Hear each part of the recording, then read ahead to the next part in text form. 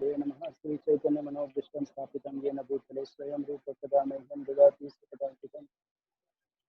नमो विष्णुपदाय कृष्णपृष्ठाय भूतले श्रीमते Bhaktivedanta स्वामिने नामिने।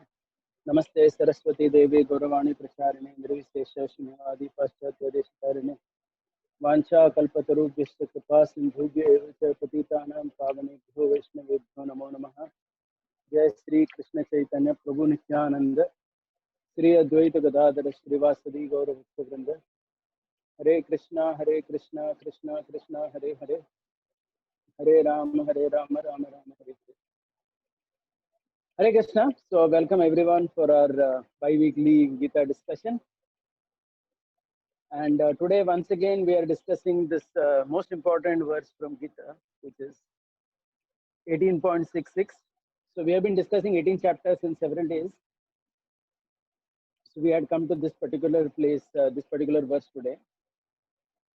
Though I had discussed this verse once long ago, but still there is a different perspective which perhaps we didn't elaborate too much that time, which we would be exploring today. Okay, so I'm reciting the verse and then we.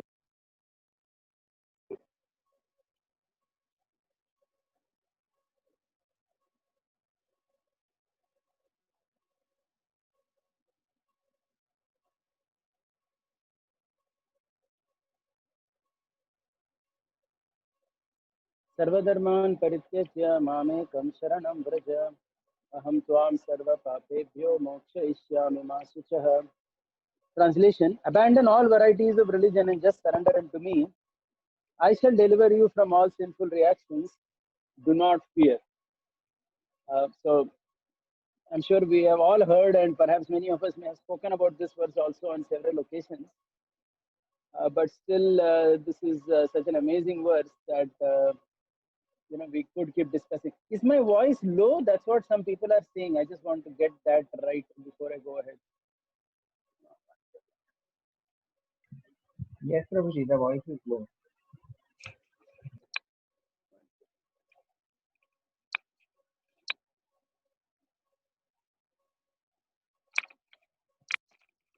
Try something else.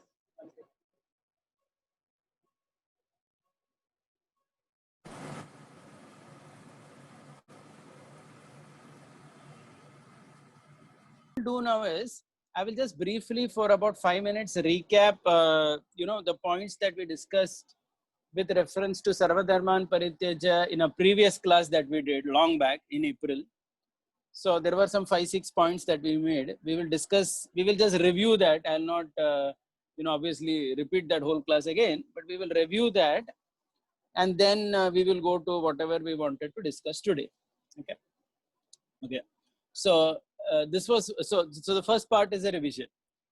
So raising the question, does Sarvadharman Parityaja means that Krishna wants to give up all dharmas literally, like Varna, Ashram and so on? Because if you literally go into the verse Sarvadharman Parityaja, it means everything is to be given up. So the question is Krishna effectively cancelling all what he said till now? Because please remember, there are so many verses in the Bhagavad Gita where Krishna has spoken about Swadharma or Varnashram Dharma in so many ways. In fact, I have put a sample of verses in the bracket. 2.37, 38, 3.8, 9, 4.19, 20. So many, I have given all those verses in the bracket. So there are so many verses where Krishna has been speaking about to Arjuna that he should do his Swadharma. So the question is, after speaking all this, has Krishna gone ahead and cancelled everything and said that Abhi sab kuch chhod do? So this was the question that we had raised, because in one sense it seems very counterintuitive that a teacher is speaking for 45 minutes. For first 35 minutes he emphasizes on one theme elaborately, and then finally in the last 2 minutes he says that give up everything, as in whatever he spoke in the last 40 minutes, everything he cancels and go ahead. It kind of doesn't make sense if you look at it from a teacher psychology. So this is what we did. Okay, so then what we did was, if you remember, we went into examples from Bhagavatam. For example, Bhishma Pitama on his deathbed, he's talking about all types of dharmas to Yudhishthir Maharaj. Stri dharma, Raja dharma, Varnashram dharma, everything is talking. Similarly, when Vishnu appeared before Dhruva Maharaj in 4.9.22 Bhagavatam, he tells him that, you go back and you do your duties as a king and, so on. Similarly, after Narasimhadev appeared to Prahlad Maharaj, after he killed Hiranyakashipu, he tells Prahlad that now you do the Antyeshti Kriya of your parents, of your father Hiranyakashipu, and then you rule the kingdom nicely. So, and same thing Krishna told the Brahman Patnis also, to go back to their homes and do their dharma. So the point is, in Bhagavatam also, in so many places we see that the Lord or the devotees, they emphasize on the fact that various dharmas need to be done. So then how do you accommodate Sarva Dharman Parityaja with that? So this is what we had said. Okay. Then we said one way of looking at this verse is that too much idealism, too much kind of sticking to the idea of dharma, as ideal, leads to adharma. So if you remember, we had given all these examples, how Yudhishthir, he was very idealistic, as in, dharmic in the sense of, doing everything very ideally. So for example, even Bhishma we see, he wanted to stick to his dharma of protecting whoever was on the Hastinapur, whoever is the king of Hastinapur. So we see that, this type of idealism also leads to adharma.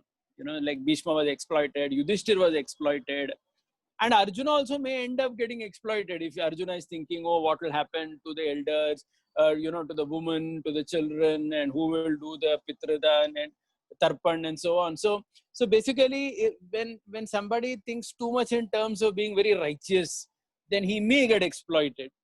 Okay, so that is one sense we can see Sarva Dharman Parityaja as in, the so-called idea of dharma where I have to always do everything very perfectly, so that idea sometimes has to be given up, considering the higher realities or, what you want to accomplish. So I think we discussed this also point long time back. Another point that we discussed was that Sarva Dharman Parityaja means, because this is again there in the Bhagavad Gita, because Krishna is always emphasizing in the Bhagavad Gita that to Arjuna that you need to work but in divine consciousness. That means one essential theme of Bhagavad Gita that Krishna has spoken throughout is the concept of doer must be given up, right?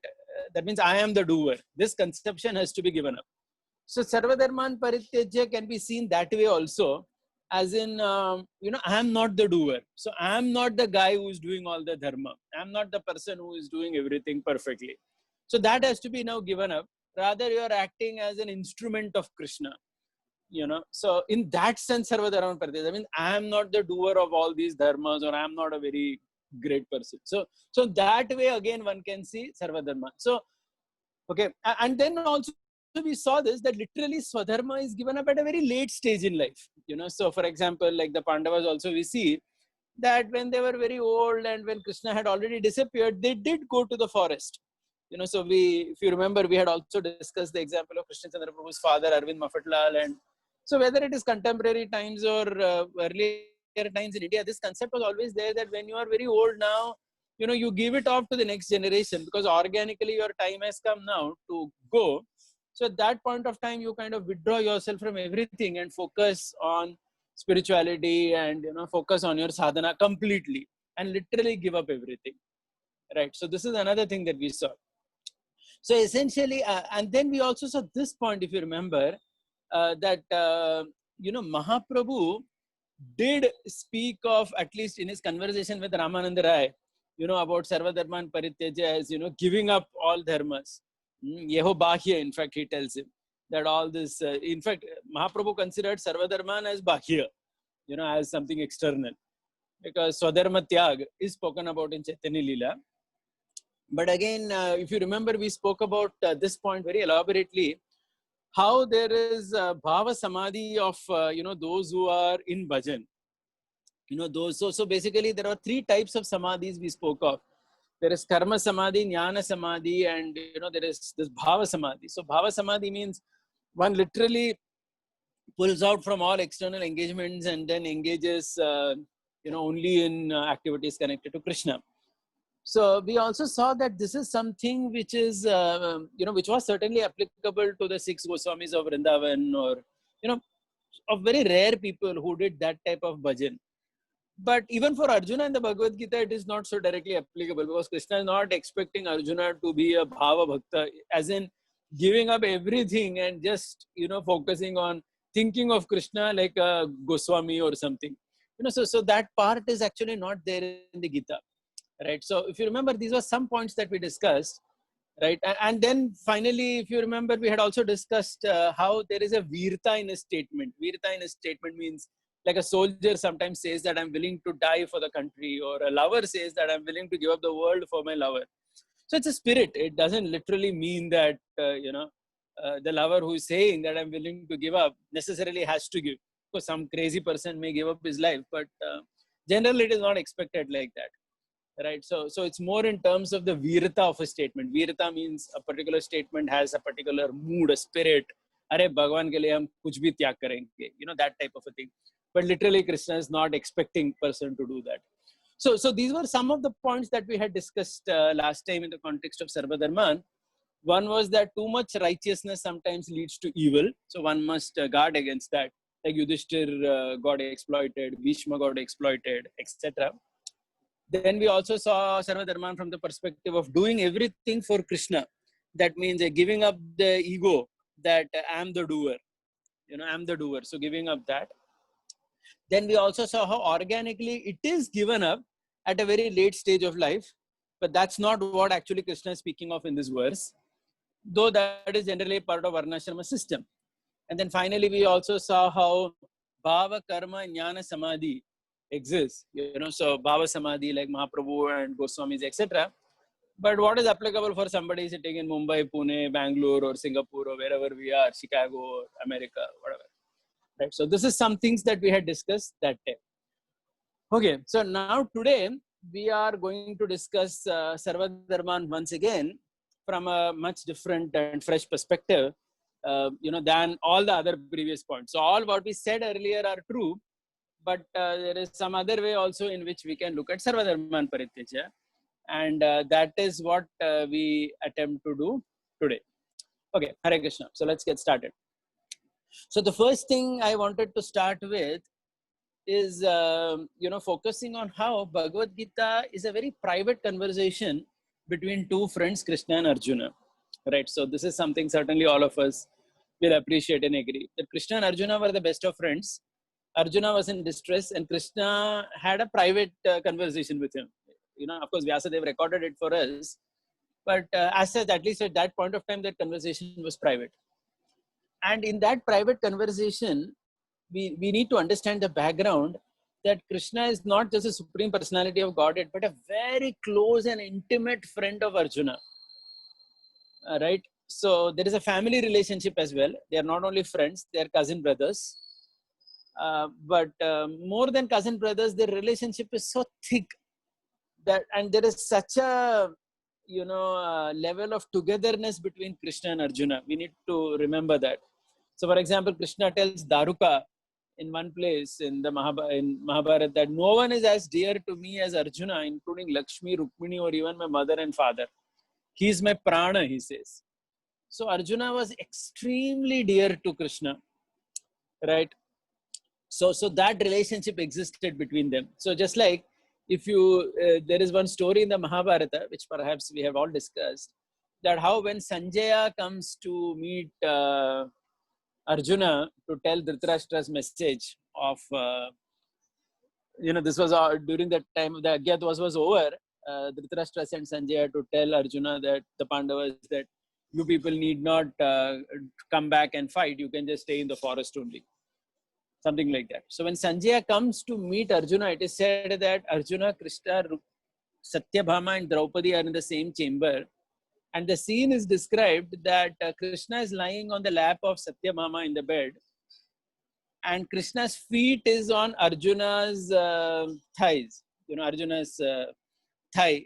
Krishna is resting his feet. And Arjuna's head is resting, he's resting on Draupadi, so he's resting on Draupadi's lap. So Krishna is resting on Satyabhama's lap, but his feet is resting on Arjuna's lap, and Arjuna is resting on Draupadi's lap. So in a very intimate manner, these four people were sitting.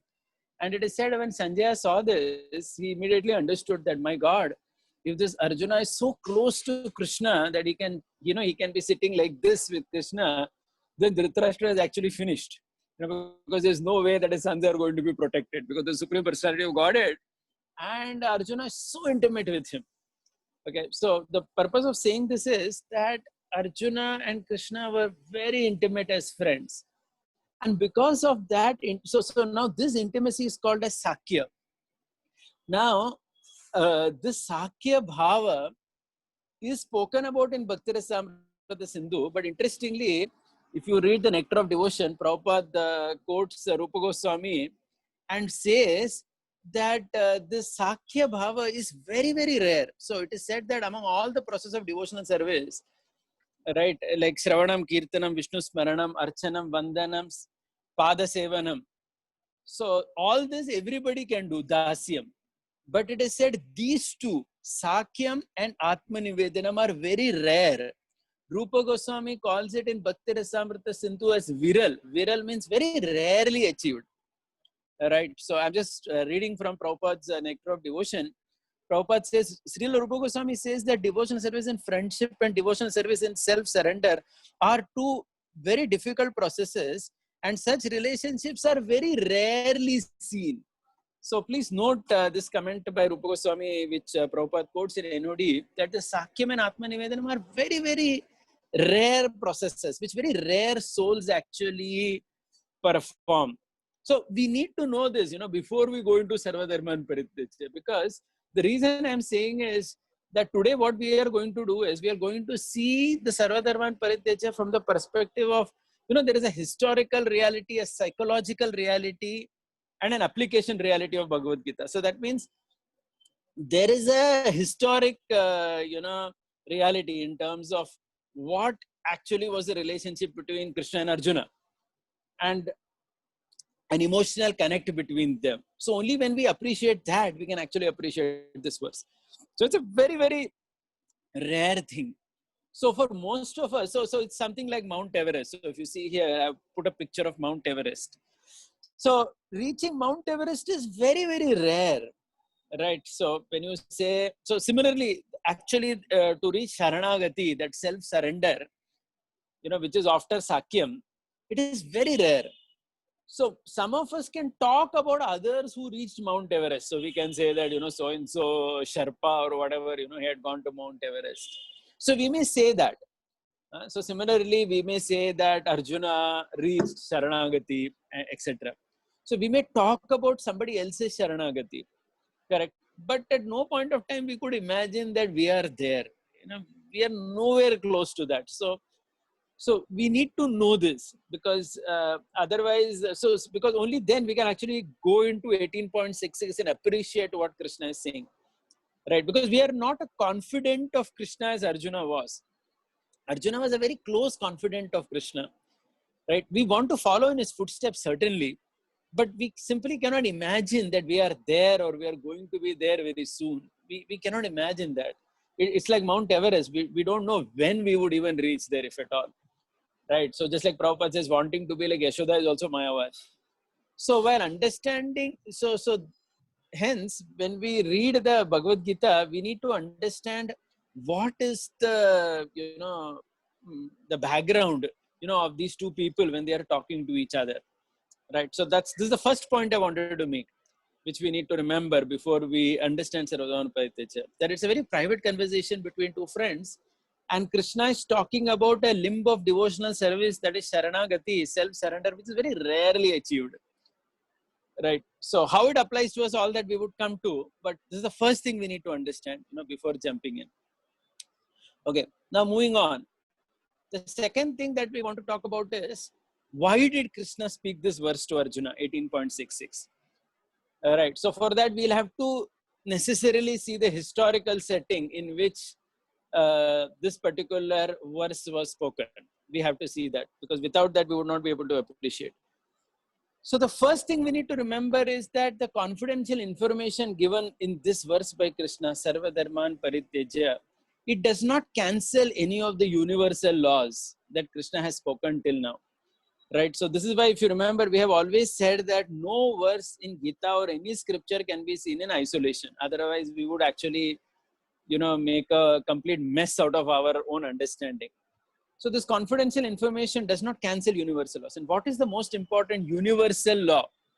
The most important universal law is that we only have control over our action, correct? After discovering whatever our swadharma is. So everybody understands what they can do in this world and how to act. So only on our action we have control. But Krishna repeatedly makes it clear in so many places in the Bhagavad Gita that you have no control over the result of the actions. Right. So whether we lose or win as a Kshatriya or whatever role we have, that is not in our hand. Right. But at the same time, by our own nature, we have to be engaged in our activities. Like Arjuna has to be engaged as a Kshatriya. Right. So this is the universal law.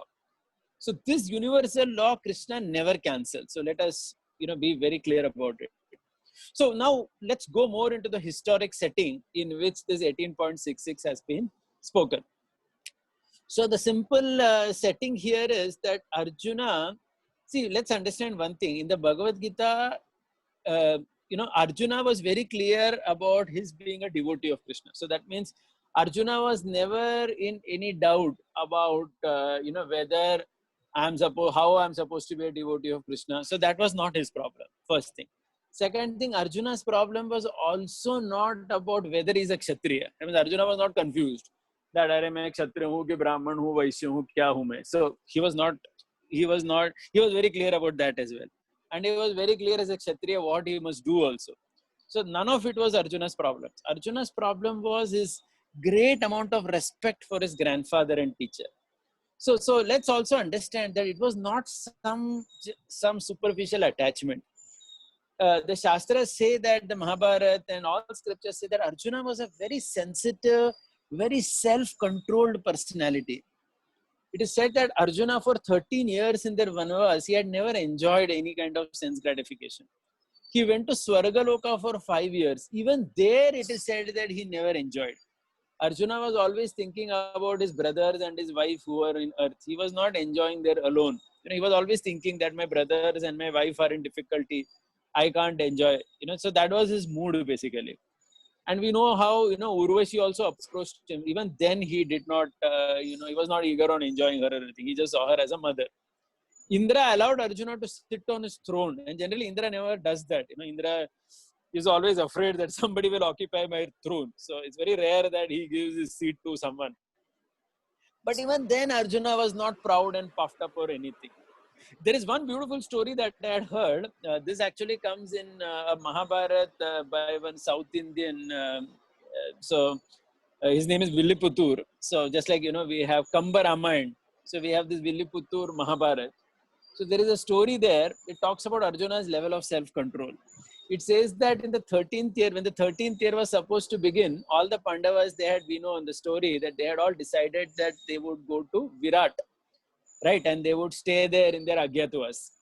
So as they were walking, it is said that Draupadi became very tired. She couldn't walk so much because they were previously in some other place hiding, and now they sent Daumya away from there. Right, they sent Daumya away from there, and only the 5 Pandavas and Draupadi were walking towards Virat Nagari. And it said at that time, Draupadi became very tired and it was very difficult for her to walk. And it is said at that time that Yudhishthir told Bhima that why don't you carry Draupadi? So it is said that the Pandavas had a system that every 1 year Draupadi would be the wife of one of the Pandavas. And the other Pandavas wouldn't see or relate to her as a wife. So that particular year, Yudhishthir was the husband. Yudhishthir was the husband of Draupadi in that particular year.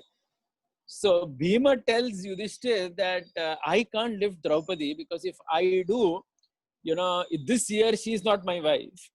So I may get some kind of thoughts. So it is better that Arjuna lifts her because Arjuna is very self-controlled. And even if he will lift her, he will, not at all be agitated in any way. So Arjuna says, okay, fine. And he lifts Draupadi and he carries her. So a very interesting story. It just conveys the theme, how Arjuna was very, very self-controlled, very sensitive person. So this is the background of Arjuna. So now what happens is when after 13 years, when he sees his grandfather Bhishma, his teacher Drona, his Kulaguru Kripacharya, he immediately wants to offer respects to him because he's a very, very cultured, very, sensitive kind of personality. So it is said that Arjuna shoots an arrow at their feet and another one close to their ear. So the arrow at the feet was for Ashirvad and the arrow close to the ear was for Anumati. Correct. So these three people, they never met him, Arjuna, for 13 years. So they are seeing each other in the battlefield only. Perhaps they saw in that Virata battle, but again, that was battle only. So after a very long time, he was seeing.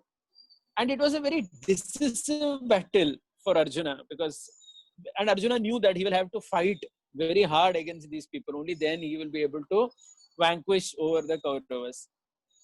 So because of this tremendous amount of respect and affection, he couldn't cancel the wrongdoing of his superiors. Please try to this is a historic setting. So look at the psychology of Arjuna. He couldn't cancel the wrongdoing of his superiors due to the tremendous amount of respect and affection that he had.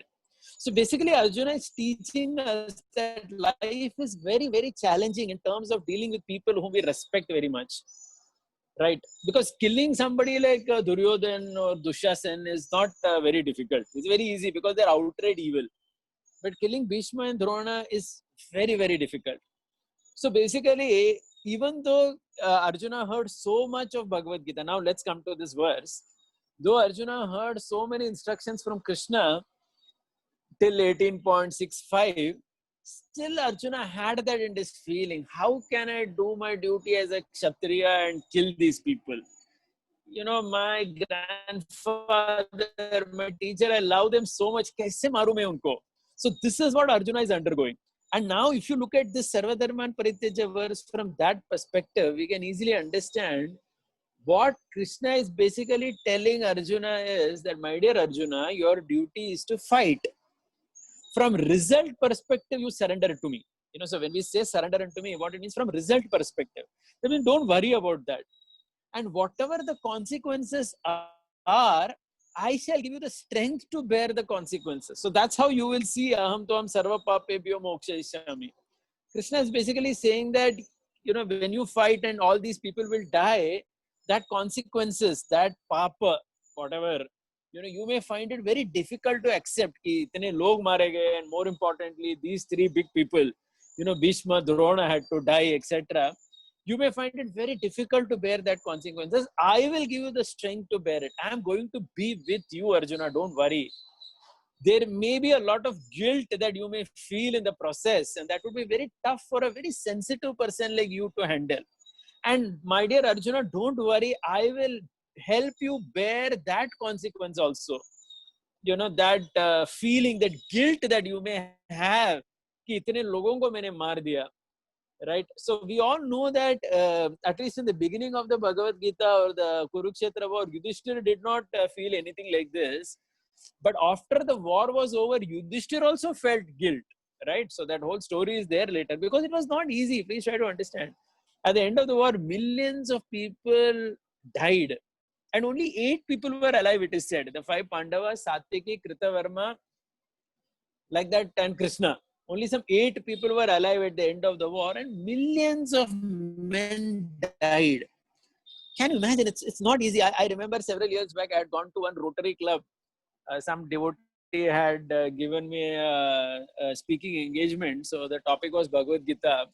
There were 2-3 people over there. They were arguing with me on this point only. That why did the Pandavas fight the battle and kill so many people just to be the king? They could have allowed Duryodhan to be the king, no? Why? इतने लोगों को मार के राजा क्यों बन गए तुमको? क्या मिला तुमको राजा बन के? सब मर गए थे. And please understand, that is exactly what was happening. So even as Duryodhan was dying, he was telling that, now I am dying. There is everything is ruined now. What are you going to enjoy? So in this way, everyone actually were against the Pandavas. Even in those times, even in today we see this.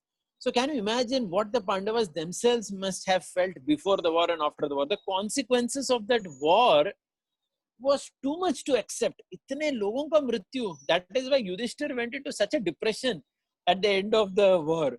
And we all know that finally Bhishma's instructions got Yudhishthir out of it, right? Because it was not easy. And the same thing. So what Arjun went through before Bhagavad Gita, before the battle started, Yudhishthir went through after the battle was over, correct? And before the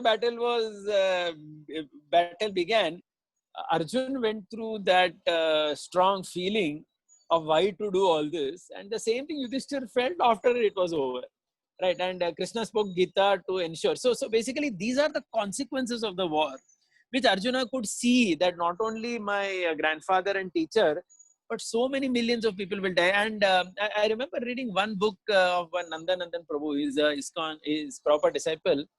He talks about how if you look at history of many places in the world, whenever you study the history of great kings in different parts of the world, he says that there is some kind of historical background about the kings till 5,000 years back. But after that, suddenly there is nothing. So basically the idea is that in that period, when Kali Yuga began and this war happened, so many Kshatriyas had to die in this battlefield.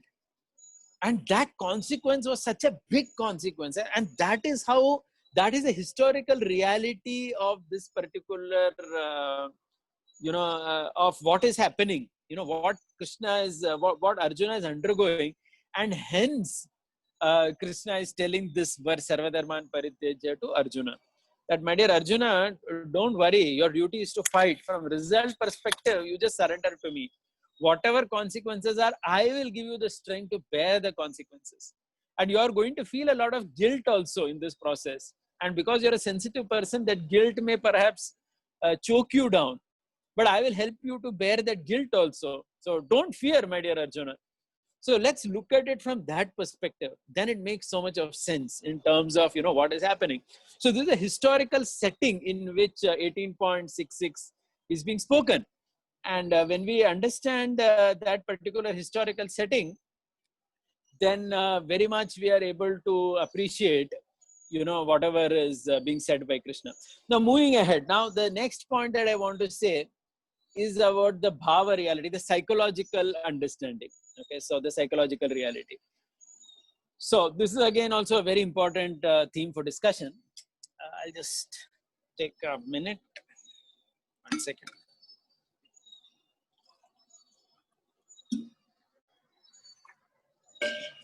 So whenever we read Shastra, there is something called Bhavartha and there is something called Shabda Artha. Shabda Artha means literally the meaning of the words. Okay, so every word in the scripture or every verse may have a word-to-word meaning. That is called Shabda Artha. Bhavartha means the mood behind something that is being said.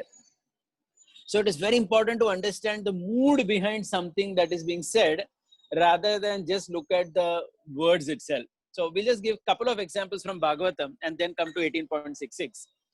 So for example, if you see this 5th canto, 6th chapter, text number 18, I'm not opening up that verse, but the background in that verse is, there is the entire description of the dynasty of Swayambhuva Manu and, Uttanapad and Priyavrat. And so many wonderful people come in that dynasty. There is Dhruva Maharaj who's coming, there is Priyavrat, there is Rishabhadev, there is Bharata. So many great people are coming in that dynasty. And it is said at that particular point, 5.6.18, in that verse, Shukdev Goswami is telling Parikshit that, Arey, my dear Parikshit, is your family any less? Krishna may have not taken birth in your family, but what did he not do for your family? Kya nahi kiya Bhagavan ne tumhare liye? Now, if you see the verses, nowhere is Parikshit saying something to Shukdev Goswami that, why is it that Krishna didn't come in my family and so on.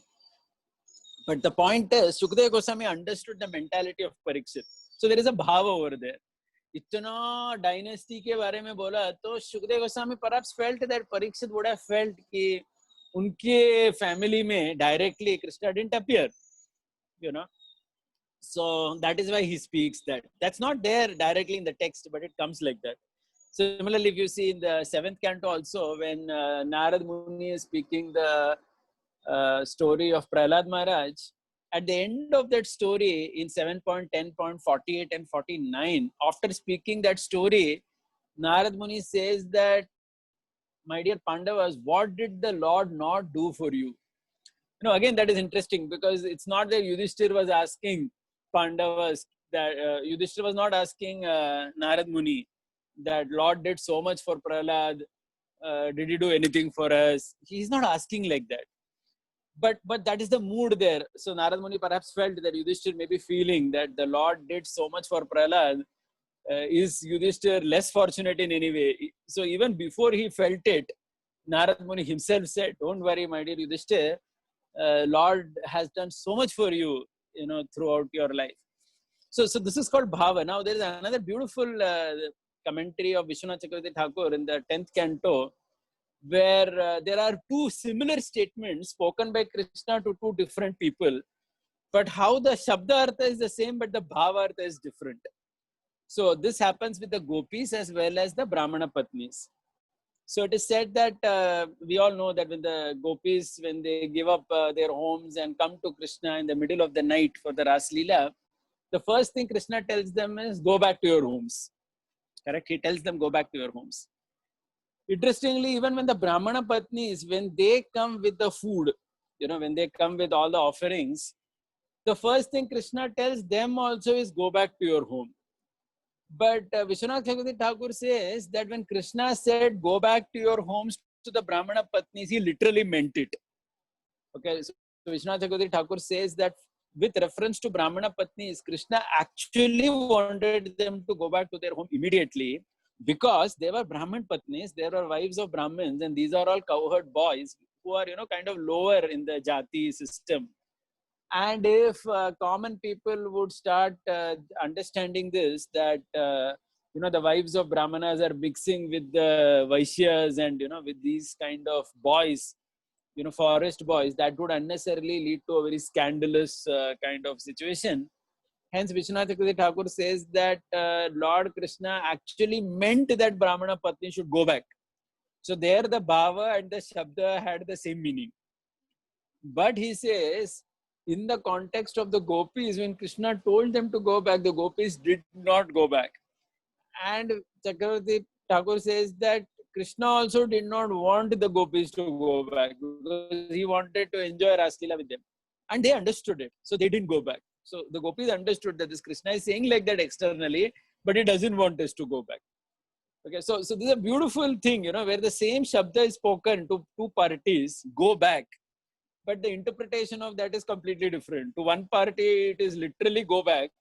And to the other party, it is no, don't go back. But still I'm telling you to go back. Right? But of course, at the end, the Gopis did go back. They did not become gurus or anything. They went back to milking their cows and they went back to that. But we're using this to say how the Bhavartha and the Shabdartha exist. So just like in Chaitanya Leela also we see this. Mahaprabhu is telling Nityanand Prabhu that next year don't come to Jagannath Puri. Who will preach? But then next year again Nityanand Prabhu comes only, and Mahaprabhu is also happy with him for coming.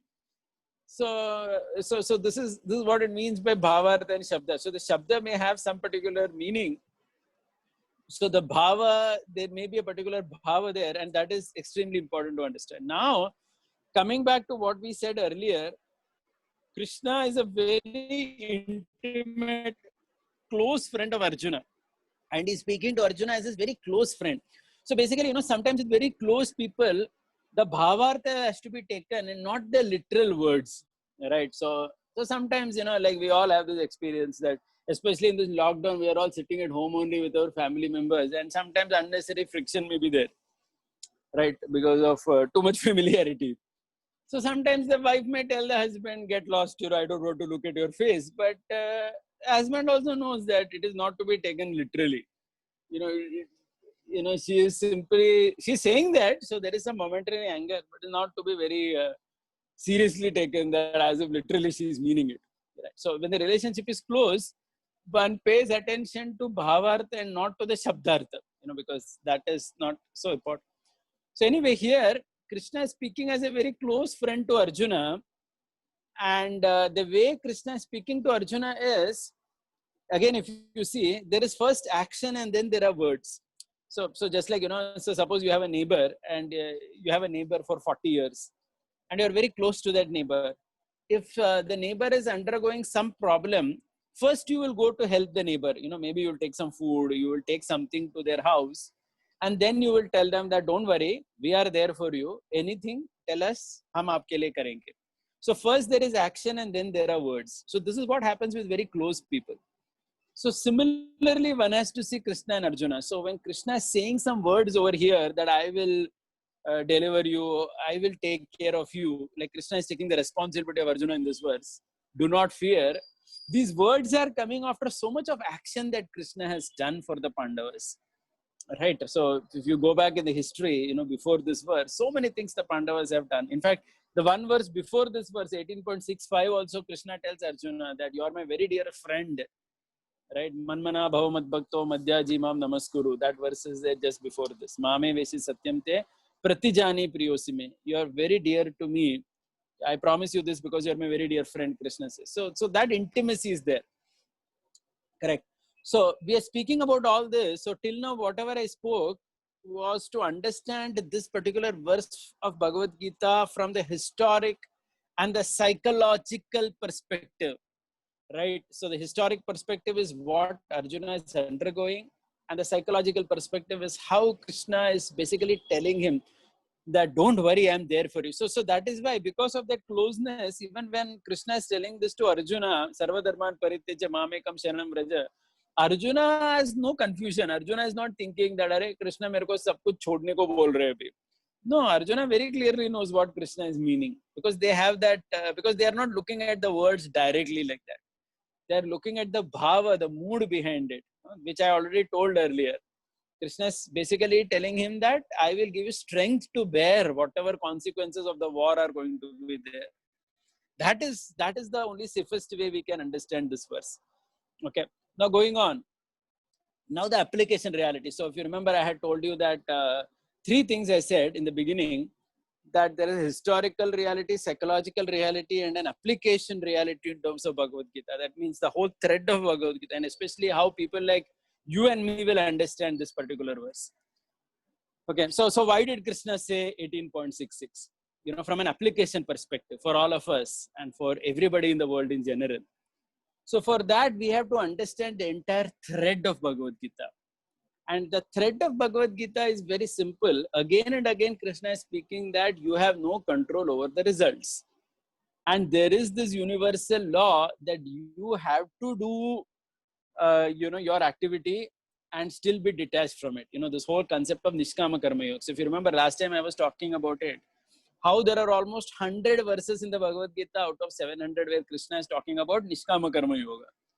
So it is not something that, one can just brush aside. And in fact, Nishkama Karma Yoga, Krishna himself is a classic example of Nishkama Karma Yoga. So just to give two examples of that in this context, in the Mahabharata, it is said that, when Krishna goes as Shanti Doot, so at that time, Krishna, we know he stays in the house of Vidura, right?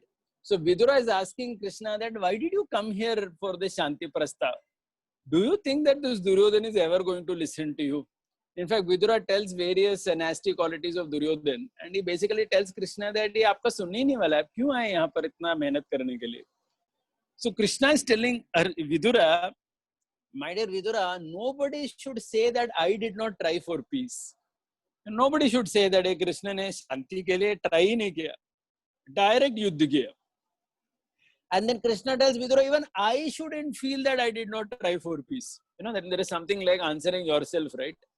खुद को भी जवाब देना पड़ता है ना. So Krishna tells Vidura that even I shouldn't feel later that अरे मैंने शांति के लिए try नहीं किया, directly हमने युद्ध चालू किया. So it is for that reason that I have come. So Krishna tells Vidura, my dear Vidura, for a good activity you have to only try, but for a bad activity you need to actually perform it to get the results. Even if you die when you do good activities, even if you die doing good activities, so that's fine. So like Swadharme Nidhanam Shreya. आप आपका स्वधर्म करते करते निधनम, आपका death भी हो गया तो भी चलेगा. So basically this is how Krishna speaks to Vidura, in the context as a Nishkama Karma Yogi. And there is another section Like in the Bhagavatam, if you see, when Krishna is telling the cowherd boys, when they are all hungry, this is in the context of that Brahman Patni. Krishna tells when the cowherd boys go and beg to the Brahmins, and the Brahmins don't give them, they come back little disappointed. So Krishna tells the cowherd boys that when we go to beg, we may or may not get food, right? So we should not get too disappointed about it. Again, Niskama Karma Yoga Krishna is bringing in the Bhagavatam when he's talking to the cowherd boys. Because they had gone to beg to the Brahmanas, लेकिन the Brahmanas ने उनको कुछ दिया ही नहीं, ऐसे ही भेज दे, नहीं जाओ इधर से बोल के भेज दे. So Krishna is saying that no, don't worry. When you go to beg, we may not get, and that's okay. One should not feel. It's not that whenever we go to beg, we will get something. Then Krishna talks of another thing. Krishna says, let us try from the wives of the Brahmanas. Maybe they will give. Try करने में क्या problem है? So he again sends the cowherd boys to the Brahman Patni, and of course they get over there. But the point is, Krishna is teaching that. Okay, so the entire thread of Bhagavad Gita is this amazing concept of Nishkama Karma Yoga, where Krishna is indicating that the only thing we can do is identify Swadharma and do Nishkama Karma Yoga. And in that process, on the results, we don't have much control. In fact, we have no control on that. So that being the case, as a devotee of Krishna, one feels because of that, because there is also a feeling as a devotee that I am doing everything for the sake of Krishna. I'm maintaining this family, I'm earning money, everything for Krishna. So whatever result comes in that, because a devotee, I mean, this is how you and me will apply it. So because of our intimacy with Krishna as a devotee of Krishna, of course we are nowhere near Arjun, but we could feel that, yes, so if anything is lacking, or if anything is, if any shortfall is there, we are, whatever it is, we are just giving up all the results to Krishna. So in that spirit, one sees this. So in that spirit, if you see, 18.66 is a continuation of the entire Bhagavad Gita. So the entire Bhagavad Gita is talking about Nishkama Karma Yoga. And now Krishna is coming to this Sharanagati principle, that whatever it is, whatever we have done, we may get, we may not get success. But, we leave it to Krishna completely, and we just completely take shelter of him in our own level, right? In our own level. So this is how we could see this particular verse. Okay, this is how we could see this particular verse. And of course, in the purport of this verse in Bhagavad Gita purport, Prabhupada also talks about that famous verse from the Hari Bhakti Vilas. Anukulyasya sankalpa pratikulyasya varjanam rakshasidi vishwaso gopatriptve varanam tata atmanikshepa karpanya shadvida sharanagatihi. That means Sharanagati itself has these 6 divisions. Whatever is favorable, you do. Whatever is not favorable, you give up. You have this faith that Krishna will protect. Krishna is the maintainer. You are humble, and so on. So those 6 divisions of surrender, is mentioned in the purport if you read. So this is how, we could see this, right? So Nishkama Karma Yoga means we do our best, and then, we just, we are detached from whatever comes, seeing the big picture that, ultimately whatever we are doing for Krishna's satisfaction, including the maintenance of our body, our family, and so on. So that's how we could see this. Okay. So now going to the last part before I take questions, is that what we shouldn't assume from Sarvadharman Parityaja verse. First thing we cannot assume is that dharmas are literally supposed to be given up. So if anybody comes with that conclusion, that Sarva Dharman Parityaja, matlab literally sab kuch chhodna hai aapko, then I'm sorry, I mean, it makes no sense in the historic, psychological application context of Gita. Because nowhere is Krishna asking you to literally give it up. That's why we spoke so much in terms of Bhavartha and Shabdartha. So one cannot come to such a conclusion that dharmas are literally to give. First thing. Second thing one cannot assume is that Krishna is magically going to give something to devotees. So that means, somebody may feel, Mamekam Sharanam Raja, Aham Tam Sarva Pape Moksheshami. That means I will give everything for my devotee. If somebody thinks, generally it is not going to happen. The universal law which is there, which Krishna speaks in Bhagavad Gita and which we see in Mahabharata itself, is that one has to work in that direction, right? And only then something. Even for the Pandavas, they had to do everything. But of course, Krishna was personally there, and Krishna had that relationship with Arjun. So some things he did like magic. right? Like protecting Parikshit in the womb. So some kind of magic he does, or suddenly, showing as if the sun has set so that Jayadratha can be killed and so on. But then that type of magic again happens when Krishna is personally present. Otherwise, it's generally not going to happen. Nobody can sit and assume that something like that would happen, right? So uh, Krishna takes care of everybody through his through the system only, right? I think I've told this story many times, but I will tell it once again. I'll tell it once again that how because I like this story very much about how Radhanath Maharaj many years back in New Vrindavan, when one brahmachari, one saffron brahmachari, white person, American brahmachari, he had got a big inheritance and he wanted to donate it. So generally, anywhere in ISKCON or most religious organizations, if somebody goes with a donation, nobody rejects. But Maharaj told him, it seems, that no, you keep this money with yourself. Later, you may need it. And that fellow at that time was very disappointed that why Maharaj is not taking the money. But later, he actually got married, and because of that money, he had some starting point for his family. Otherwise, perhaps he would have suffered too much later. Okay, so the point is, right? So it doesn't happen like that. So I think yesterday also in one of our meetings or something, there was one of our brahmachari in our temple. Many years he's there, but it seems his parents are very old and they have nothing with them. So this brahmachari, before he joined 15 years back, he had given 5 lakhs to our temple. So we made a decision that that money with some interest also we will give it back, so that because his parents are literally on the road in old age. Because so basically the point is why I'm giving this example is that the universal law is about how you work to maintain yourself in that sense. So magic is not going to happen like that anywhere. So nobody can imagine that Krishna will automatically do something. So these are the laws that are it's according to the universal laws that everything is working. So Krishna doesn't violate it. Right? So we should not assume that this is going to happen from 18.6. Another thing one should not assume from 18.6 is that devotee is not going to get any reaction only to his action, right? Because हम तो हम सर्व पापे भ्यो मोक्षयिष्यामि, सबसे छुटकारा, कुछ नहीं मिलने वाला है मेरे को, मैं कुछ भी करूँगा, I'm going to be freed from that. So in fact, it is not even correct from a devotee perspective to think like that. And as I told you in the Gita, what Krishna is saying here is, what we understand is that the Krishna will give us the strength to withstand whatever comes, and that he gave, right? Arjuna, Yudhishthira, all of them were very, very disappointed throughout the war. So many things happened. All their children died. Kya kya nahi hua.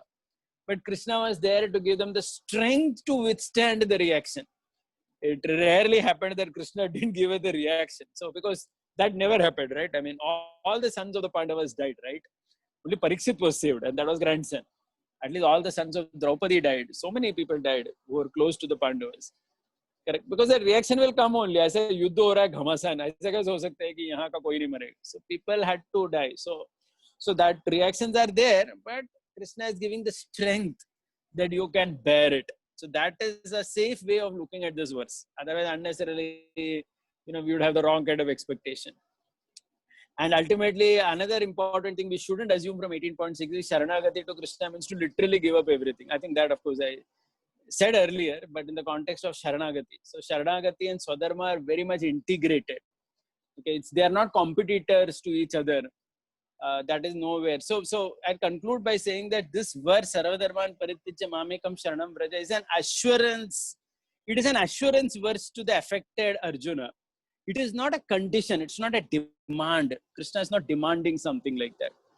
Krishna is basically assuring him. There's a difference between that. When you're very close to somebody, you assure that person, "Arey, daro mat, main tumhare liye hoon." Right? Like last time I was telling you that if our children have to give some very big competitive exam, they only have to give that exam. They only have to face the consequences. But as parents, we may tell them that, "Arey, aap daro mat, main hoon aapke liye." As in, we are there to. Again, we are there doesn't mean that we are going to do any magic. But what it means as a parent is we are telling our child that don't worry, anything that happens, we are there. We will walk the journey of life with you to help you bear with whatever consequences that come when you give such an exam. You may not crack the exam, or You may get less marks in the exam. No problem. Hum tumhare saath hai. You know, right? I mean, that Marathi slogan is there on some buses. I think some spiritual organization had it. Biu nako mi tumchashi, what is that? Patishi aahe.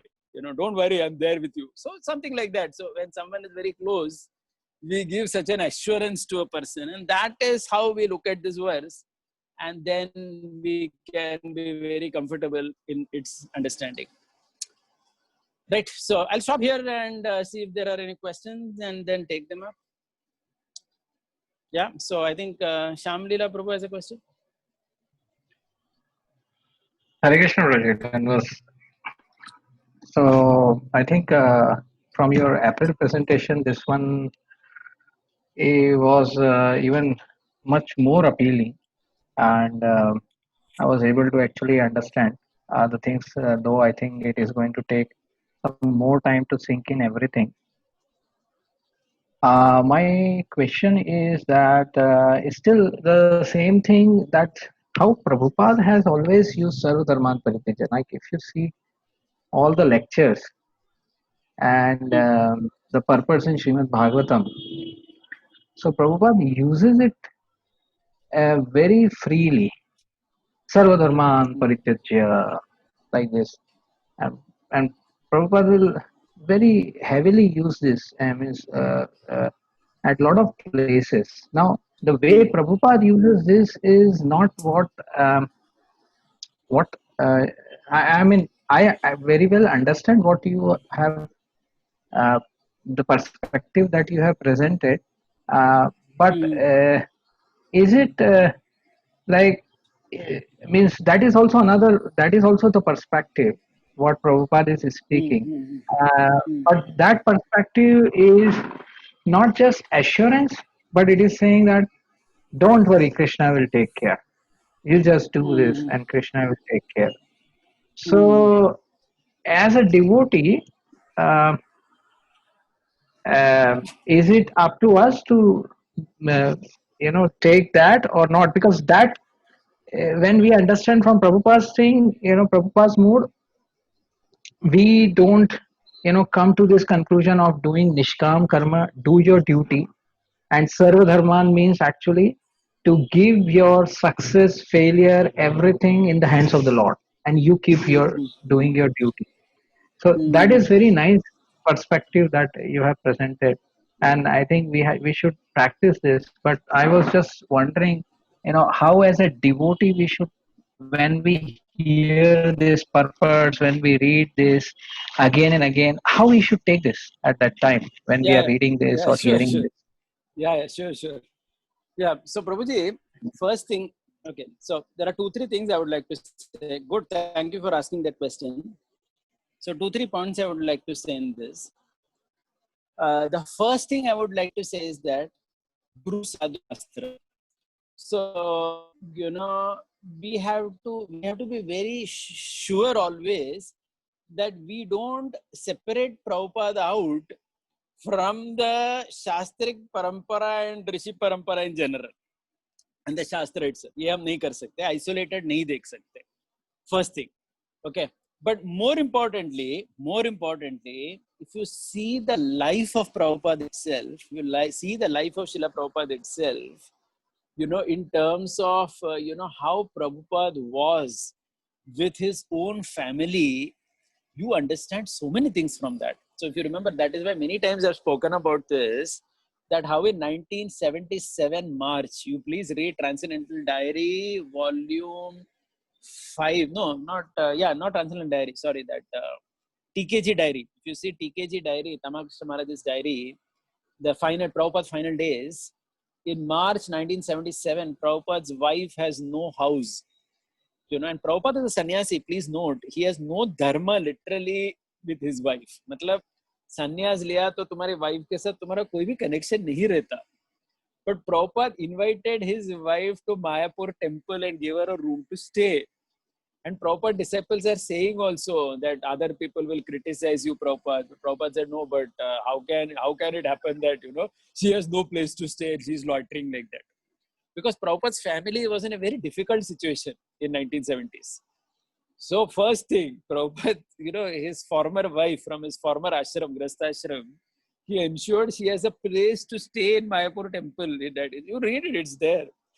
And similarly, if you see in the last pages of TKG diary, you also see how Prabhupada ensured that his children, Mathura Mohan Day and what is his name, the other Vrindavan Chandra Day, both of them get a job kind of a thing with BBT, and they get a lifetime monthly pension. Prabhupada arranged for some money from his fixed deposits and everything. He made a fixed deposit and told Tamal Krishna Maharaj and others कि इतना इतना पैसा इनके Prabhupada के immediate family members, that means his former wife and his 4 children. One son had already passed away by that time, but baki 4 children should get that money. And even before that, one of Prabhupada's child was having some mental illness and difficulty. So Prabhupada took the help of one of his sannyas godbrother to ensure that he gets some treatment. But please look at this also. My only point is that sometimes, we don't look at it, we don't even talk about it. It's kind of taboo to talk about it. I mean, at least, are you getting what I'm saying? So basically, please look at it also. So why it is important to see because when you look at an acharya, you don't simply look at an acharya as a whole. Correct. You again, see, first of all, please try to understand, me and you have never met Prabhupada. We know Prabhupada only from the lectures he gives. In fact, let me tell you, me and you don't even know exactly how Prabhupada would deal one-on-one with people. Okay, so please note, there is a difference. So, so that's why I had already told you that, there is a virata in a statement. Ek virata hota hai na, Bhagwan ke liye kuch bhi karenge, so that's a virata in a statement. But literally, does it ever mean like that a person gives up everything like that? So, in when we have to, give a motivation talk, or, when we have to encourage people, there are virata statements in the scripture, and they are there everywhere. Arey, what is this material body? It is going to only become lump of ashes. Why work towards maintaining it? ऐसा statement रहता है शास्त्र में. उसको literally नहीं लेगा कि बाबा अभी कुछ भी नहीं करने का बॉडी के लिए, वैसे भी ऐश होने वाला है. अरे ऐश होगा हो. इसका मतलब ये नहीं कि अभी कल से तुम खाना देना बंद करो बॉडी को. So many statements in the scriptures have a particular virata. That is a term in Sanskrit used. Virata of a statement. Virata means, समझ गए ना आप, मतलब एक उसमें एक एंथुजियाज्म है, उसमें उस श्लोक में एक एंथुजियाज्म है, एक स्पिरिट है उसमें. तो स्पिरिट के बारे में भी अभी हम लोग बात करते हैं, लेकिन उसको ऐसा लिटरली नहीं ले सकते आप कि बाबा यही मीनिंग है उसका. So that is why you have to see the life of people also, as to how they have dealt. You have to see the life of acharyas before that also, and then only we can get a holistic understanding. So that's what I would tell. Is that okay? Yeah, Broji, it makes sense. And no, but in like similar thing, like but when you showed about the Mount Everest, so it's difficult to reach there. And now when we hear the songs of Bhaktivinoda Thakur, or when we sing Yeah. Sharanagati, so their Yeah. songs are full of the prayers to the Lord. Lalasami, So yeah. so how again these songs, how we should take it? I mean, Yeah. Atma No, Nivedanam. see. Yeah, I got it. Prabhuji, I told about that Mount Everest because the nectar of devotion, if you remember, I read a paragraph also in Yeah, it in my class. It very Rupa clearly says, Goswami. Rupa Goswami says, Prabhupada quotes Rupa Yeah. Goswami. Rupa Goswami says that Sakyam and Atma Nivedanam are viral processes of bhakti. That is a word used in Sanskrit. Viral means extremely rare, by the way. Okay, so it's very rare. So that means it's Mount Everest, as in very few people actually have reached that level of Sakyam and Atma Nivedana. Utna closeness. Okay, so why we spoke that? Because we need to understand, Baba Krishna किसके साथ बात कर रहे हैं? उनका बहुत निकट का friend है वो Arjun. Very, very close, more close than his own body. वैसे व्यक्ति के साथ बात कर रहे हो. So we have to understand it. So why I said that is because that Sharanagati is certainly our aspiration. There is no question about it. I mean, we are not saying it is viral to such an extent that हमको उससे कुछ लेना देना नहीं है. But at no point of time, me and you or any ordinary sadhaka can ever imagine that we have reached that Mount Everest. So because of that, we cannot even imagine that even if you look at that verse literally, that actually I have to give up everything and go to Krishna. मतलब वो level तक भी हम पहुंचेंगे ही नहीं. मतलब आप समझ रहे हो ना? In that context, I was saying that it's something. It's an aspiration. You know, it's not literally to be seen like that I have supposed to give up. And in fact, that can be very dangerous if somebody sees like that. मतलब वो आप literal meaning निकालोगे ना, इसलिए later I spoke a lot about भावार्थ and शब्दार्थ. आप भावार्थ छोड़ के शब्दार्थ के पीछे भागेगा कोई, he can actually make a mess out of that understanding, because that understanding is not there. Is that okay? You mean we should not literally try to understand these Sharanagati prayers No. I'm and not just being. take the bhav? No. One second. No. I'm not saying about literal of Sharanagati prayers. Sharanagati prayers are literal only. That is Lalsamai. Lalsamai means oh है ना वो क्या बोलते हैं? Lalsamai means it's an internal greed to reach that stage. But at no point you think that you have reached it in order to do that. आप समझ रहे हो ना? मतलब see, it is like, you know, if somebody has actually reached the position of Sharanagati, then he can give up everything. Like let's say Madhavendra Puri. So Madhavendra Puri, there is a verse, right, where he says that मेरे को कुछ भी लेना देना नहीं किसी के साथ.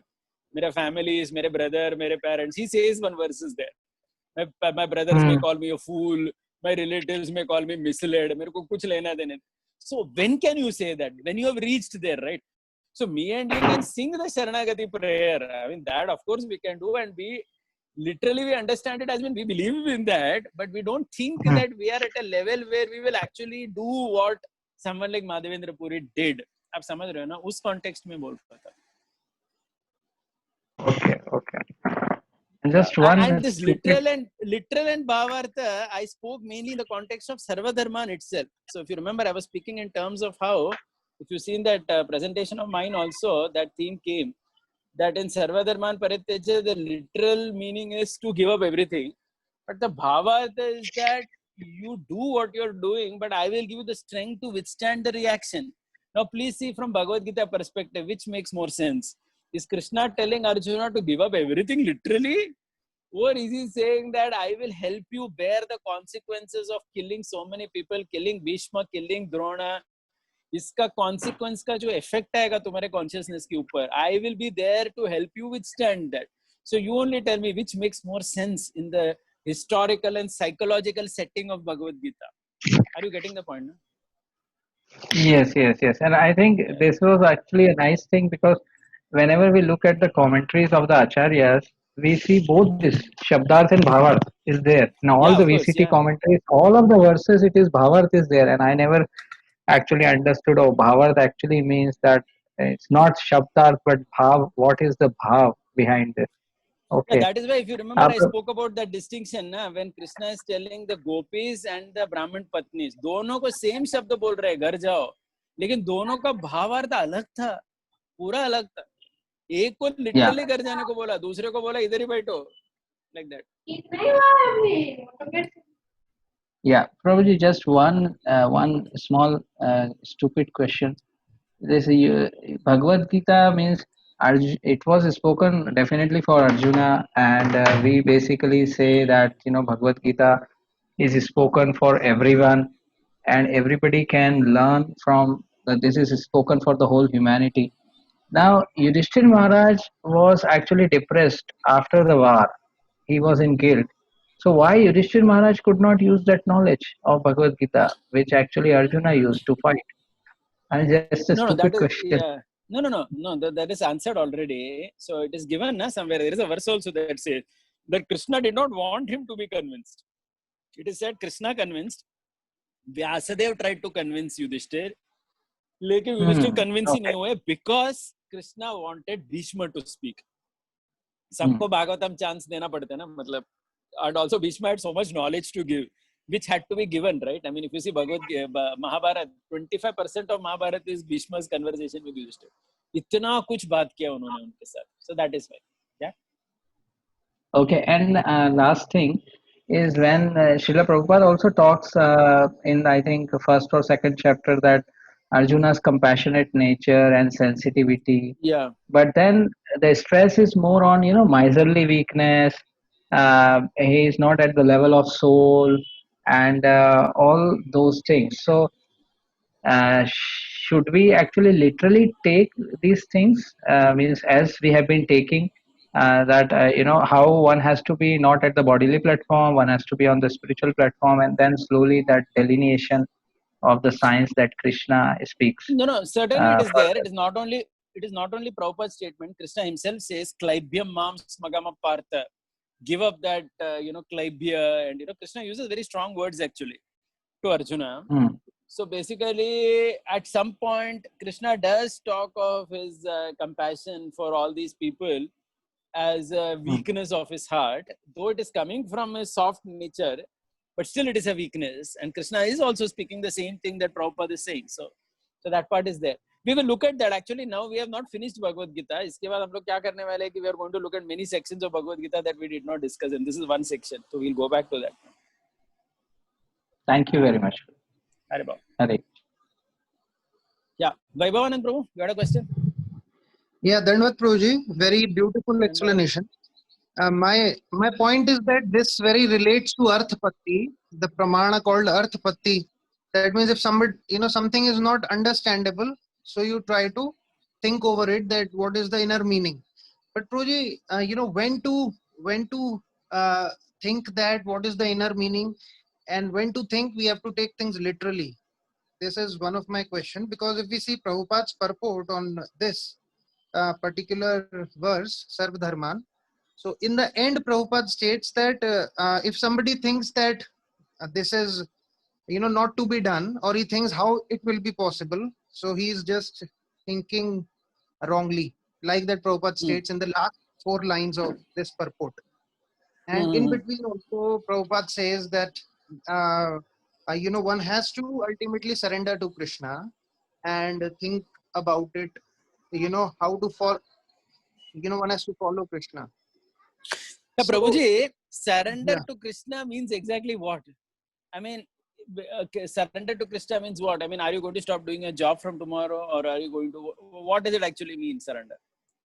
That is why in the purport itself, you will have to look at that Hari Bhakti Vilas that Prabhupada has quoted. Shadvida Sharanagati, Anukulyasya Sankalpa Pratikulyasya Varjanam. That's a standard commentary of all acharyas in the context of Sarvadharman Parityaja. Do what is favorable, reject what is unfavorable, and so on. Correct? Na? So surrender matlab exactly what? I mean,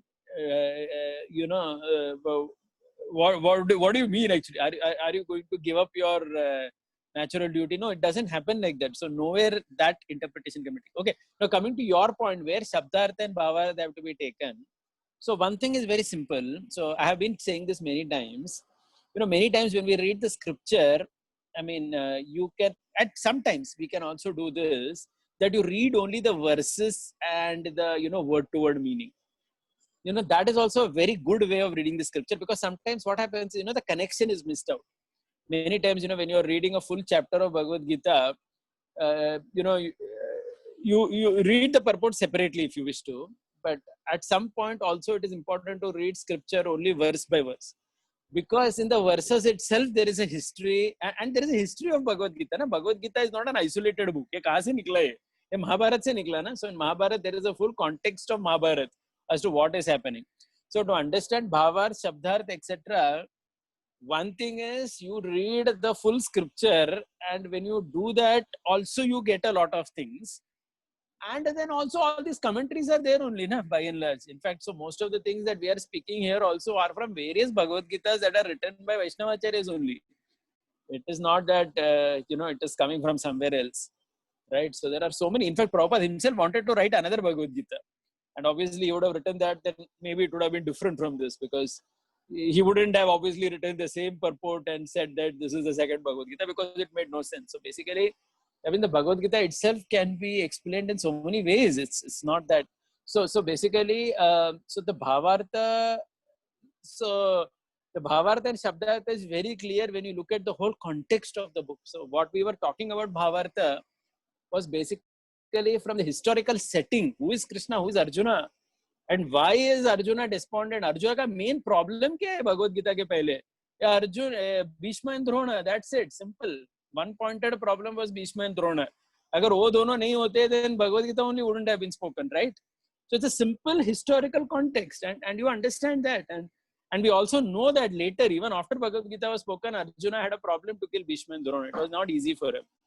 So when you look at it like that, आगे पीछे आप देखोगे तो समझ में आ जाता है, ऐसा नहीं कि नहीं समझता. And also by hearing and by like that. Yeah. Yeah. So sometimes But, we may not be you know, able to the- understand, but others have explained it.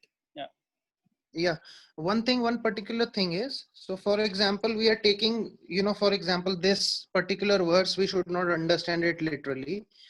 We should think over it in the inner meanings, think over it the inner meanings. But the acharyas have already explained the inner meanings. And Yeah. don't you think to think other than those purports or other than those commentaries would be a little kind of on another path?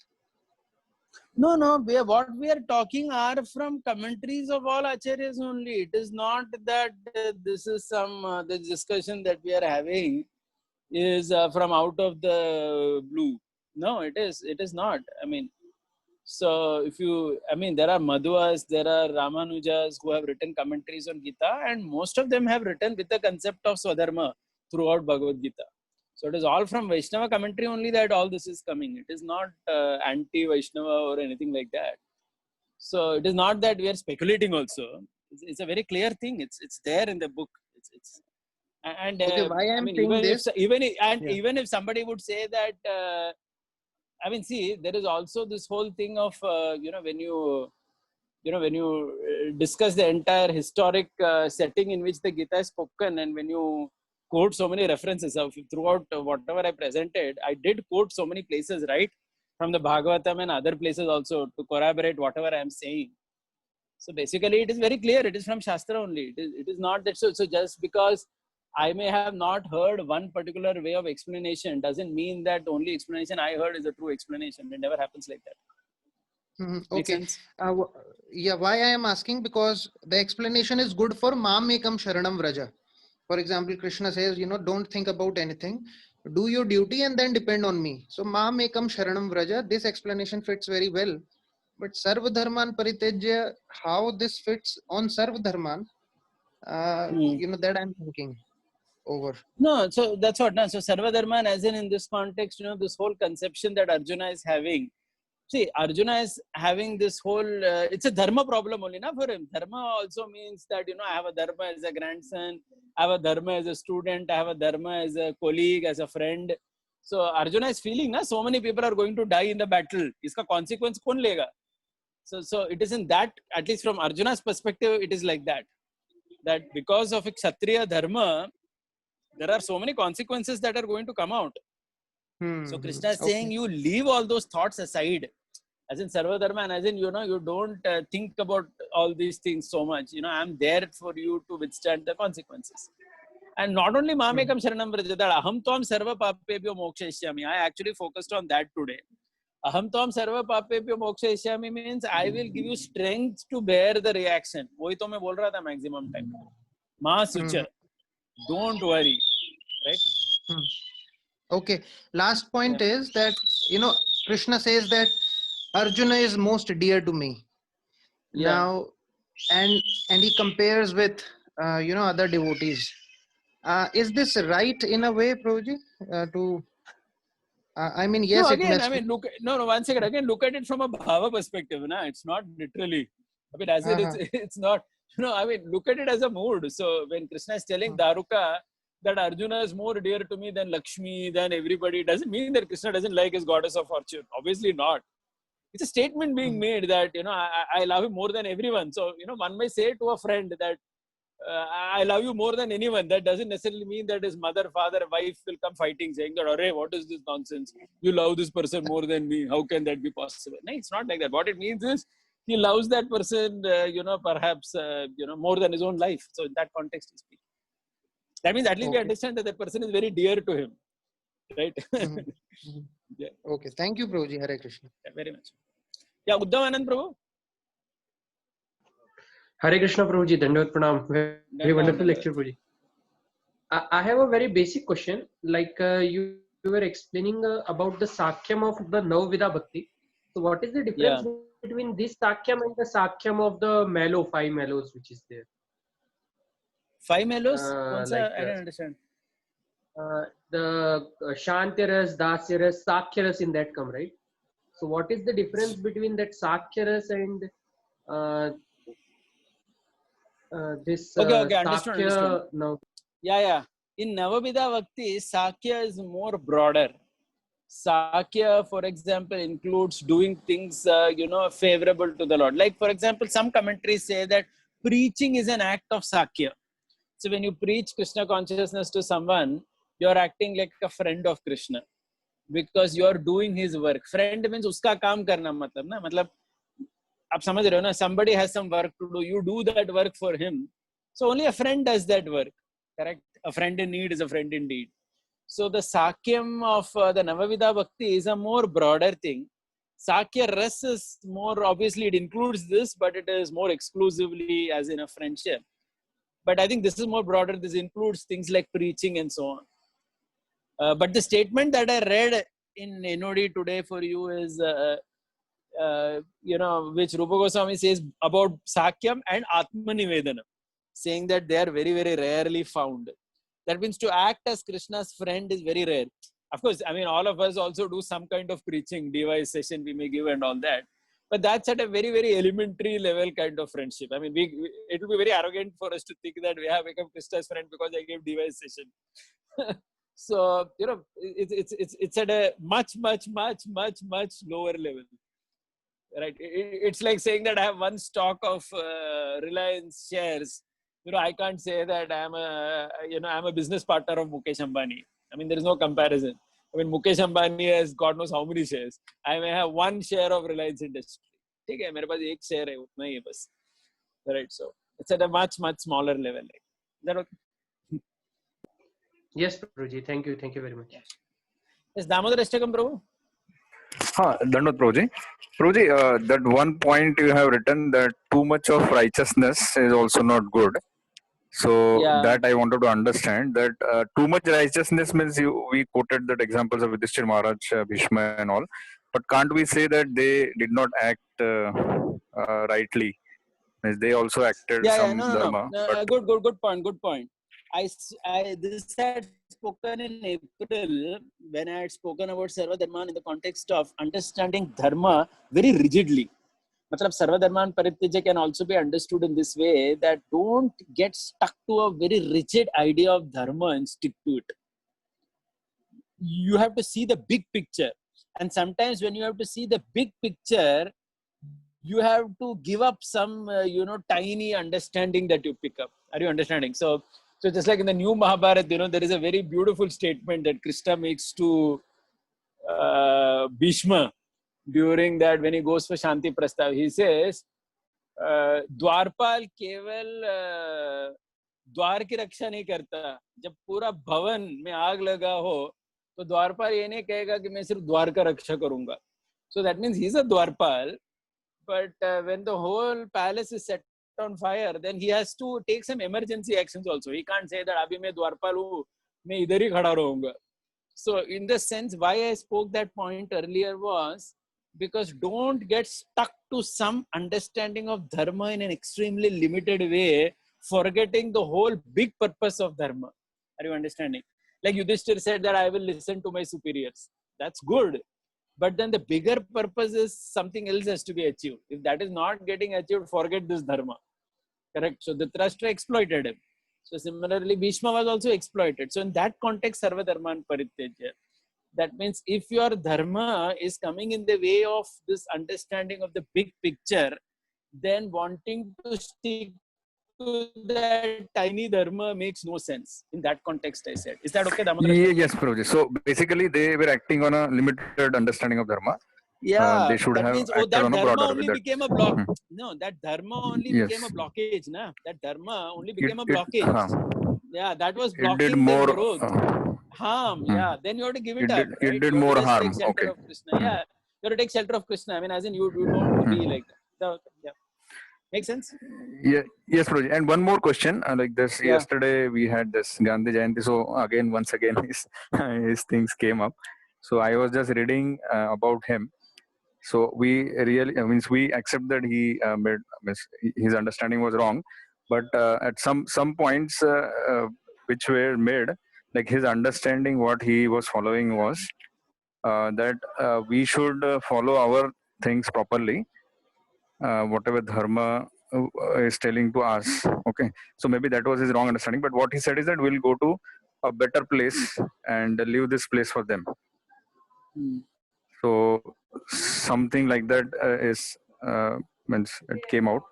So what do we say about this? Like means the people who are righteous, or say means whatever they do as per their traditions or whatever it is, and they don't act like others if they do something to us. So we may leave this place and we go to the better place.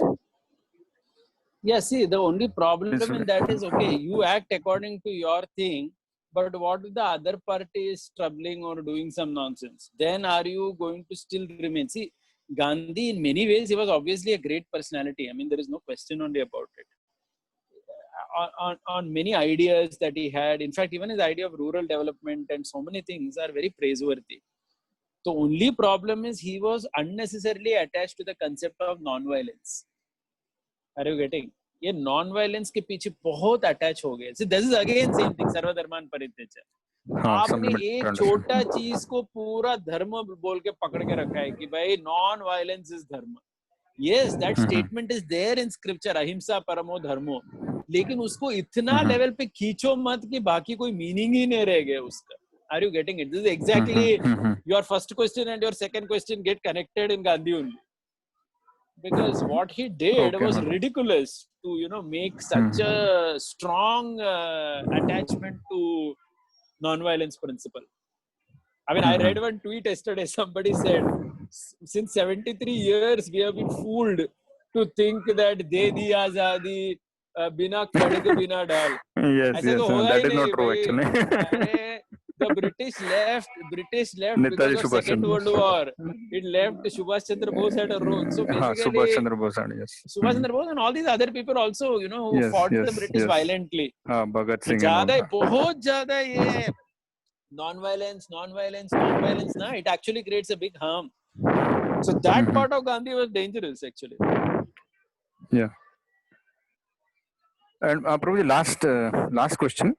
This as a king, or say the government head, like we hear that Modi is also looking after opening a marine department. Means we have a very big coastal this thing. So how do we see that like he's a king, so he has to look after everyone? That way we see, or because it involves a lot of killing of the animals. No. So see, It will basically increase. try to understand. No, marine department as in even regulating things is important, right? So first of all, see, for example, even in Dwarka there were fishermen na, when Krishna was king.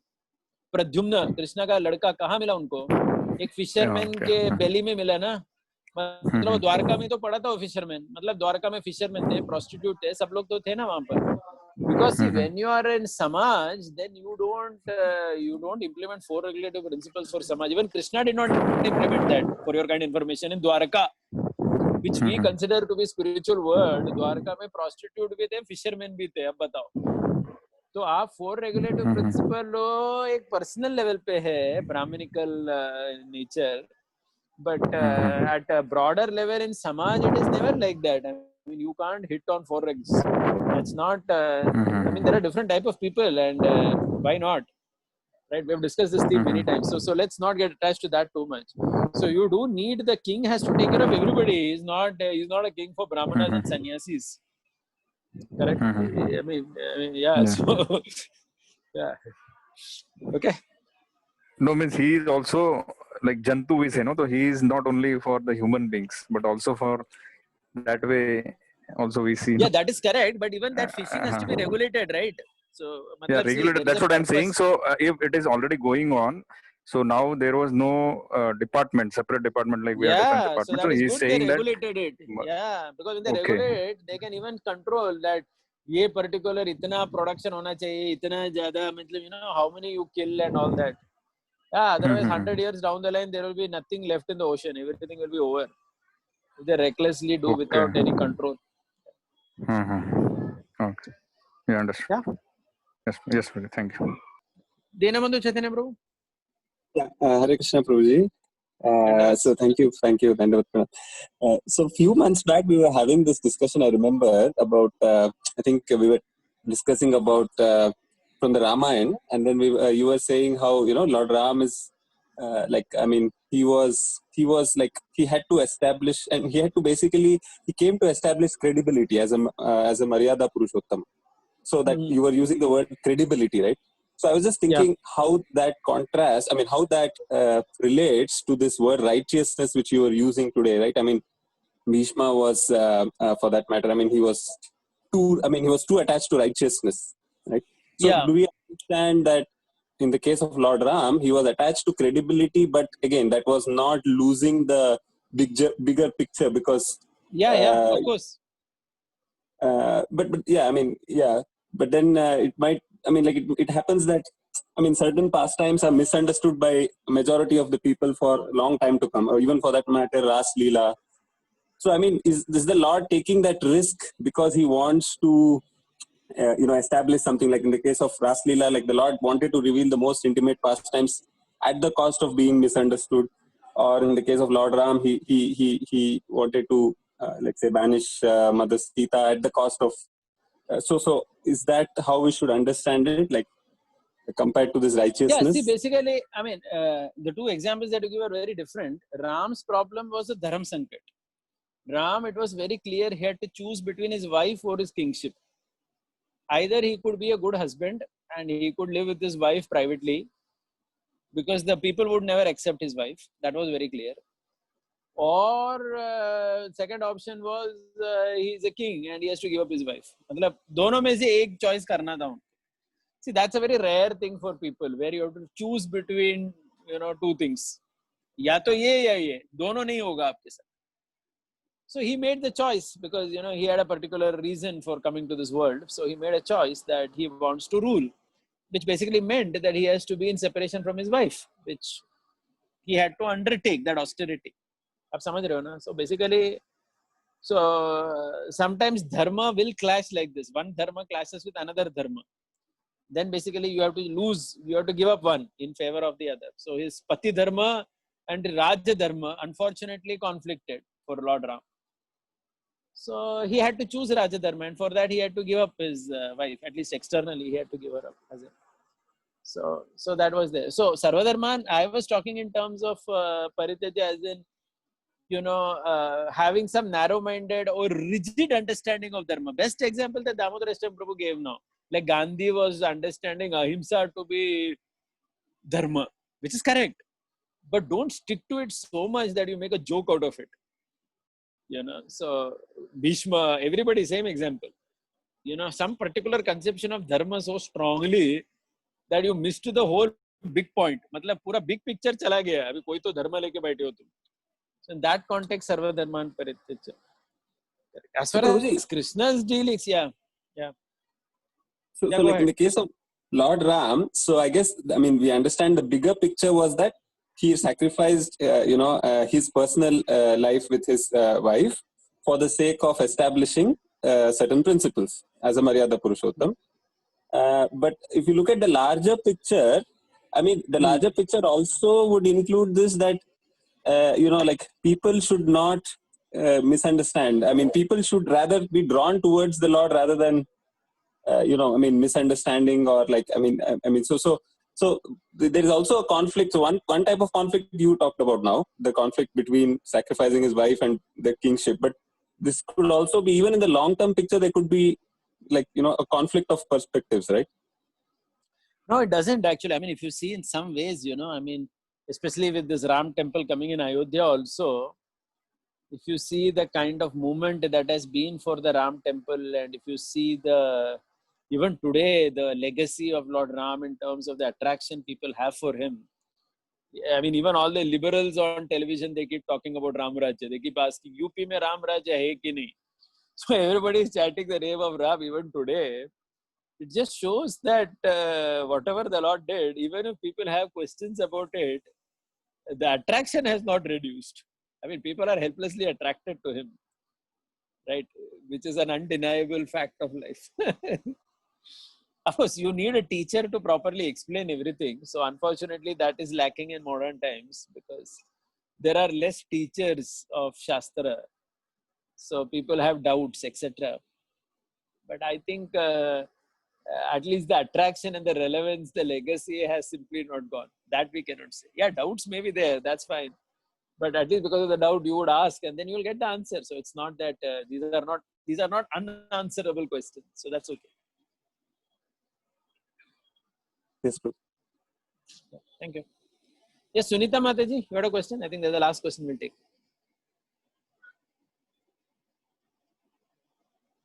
Is she there or? I think she isn't. Okay. Hare Krishna. Okay. Dandavad Mataji. Please say. Thank you for the wonderful class. Prabhuji, this is about Gandhi. Like you mentioned that he took ahimsa as like his religion.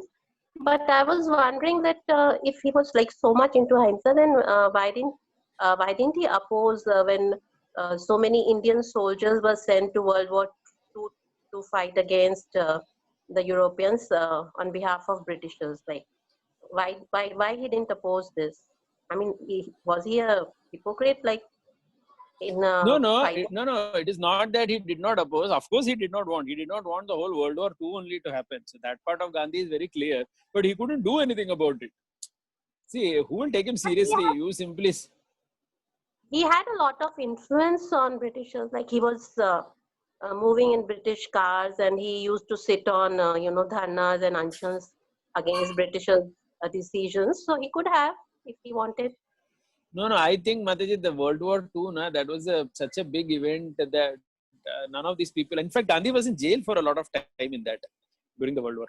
If you see in Yerawada jail, he spent, I think, 1942. उसके पहले तो बाहर आए थे वो Quit India movement के पहले. He was in Yerawada jail for a very long time that time for something else. So I don't think he had sufficient influence on that. I mean, that was that was something even the British didn't have control over World War II. What to speak of Gandhi? And sometimes we are not even sure about how much Gandhi actually had influence. As in, I mean, see, this history, one problem is, we study history from the perspective of some people.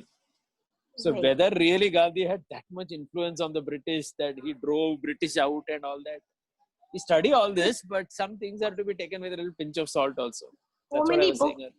are coming out, which is like they are showing that he was not a Mahatma.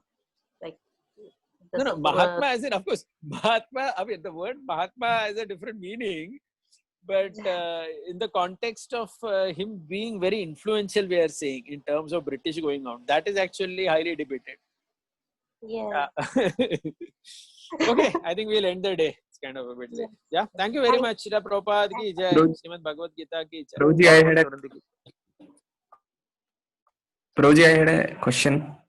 चलिए पूछ लो चलो. Yes, Prabhuji. Prabhuji, you were mentioning about Krishna magically giving results to his devotees. It doesn't happen actually. So this purport to translation to this Bhagavatam 5:14-10. By the association of devotees, a person may be convinced of material futility, but he cannot give up engagement, although he is very eager to return home back to Godhead. Under these circumstances, the Supreme Personality of Godhead, who is situated in everyone's heart, compassionately takes away all the material possessions of such a devotee. So this is also a gift for devotees. So how to see this, Prabhuji? See, again, this Harishye Taddanam Shanena, Krishna taking everything away, this is first of all, this is a vision of a devotee at a particular point of time when he understands that things have to be given up. So like the Pandavas also, we see that, when Arjuna goes, when Krishna has already disappeared and Arjuna tries to protect the wives of Krishna, at that time some cowherd boys come and defeat Arjuna, and Arjuna and Yudhishthira understand that Krishna has taken away our strength, which basically means that now we are no longer relevant in the world. It's kind of an indication at a particular point of time that abhi aapka kaam khatam ho gaya material life mein, material world mein. Now you just walk on the path of spirituality back to Godhead. So this is there. Certainly it is there in Bhagavatam. It is there in the life. But again, how do you implement and understand? I mean, does it apply to a 25-year-old man?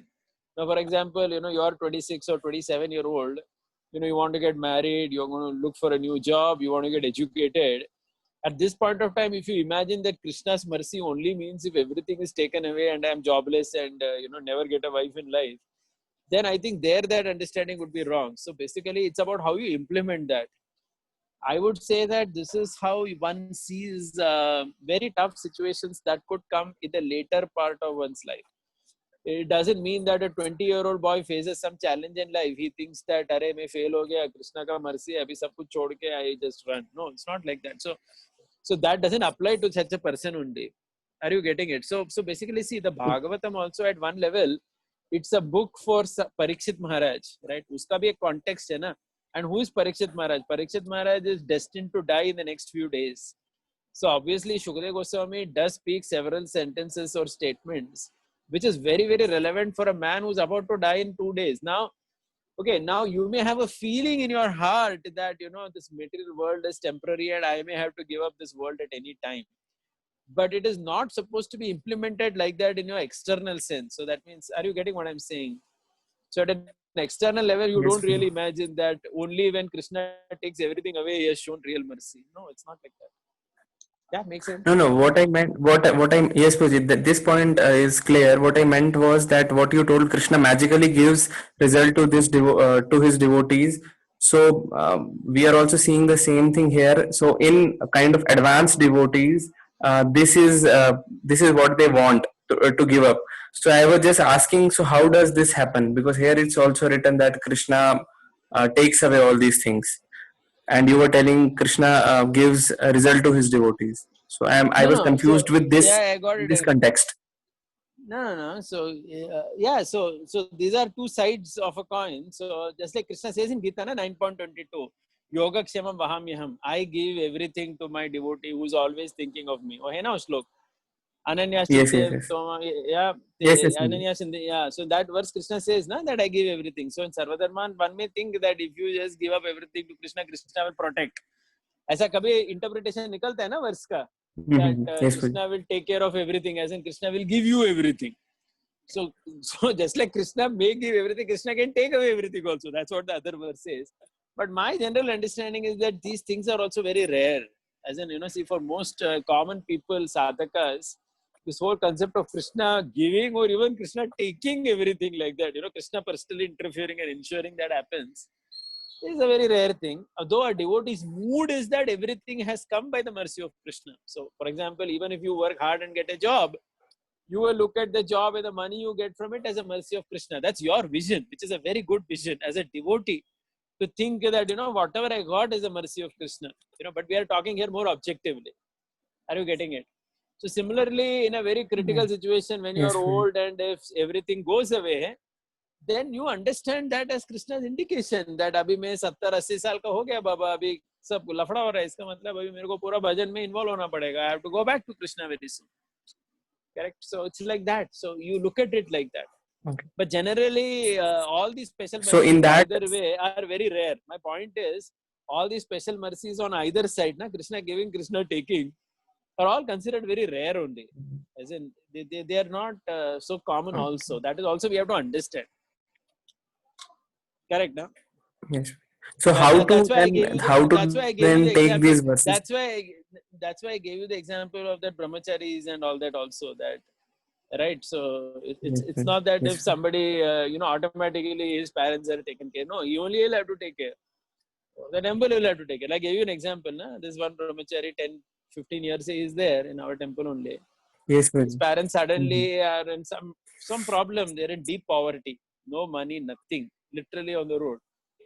So then, he has been a brahmachari for saffron for 15 years and whatever. So then the temple decided, okay, whatever donation or something he has given, we will give it back so that at least his parents will have some house and, some food to eat in the last days of their life. It's not that they pass away in a very pathetic condition. So, there was a sensitivity from our side and everything. So it worked well.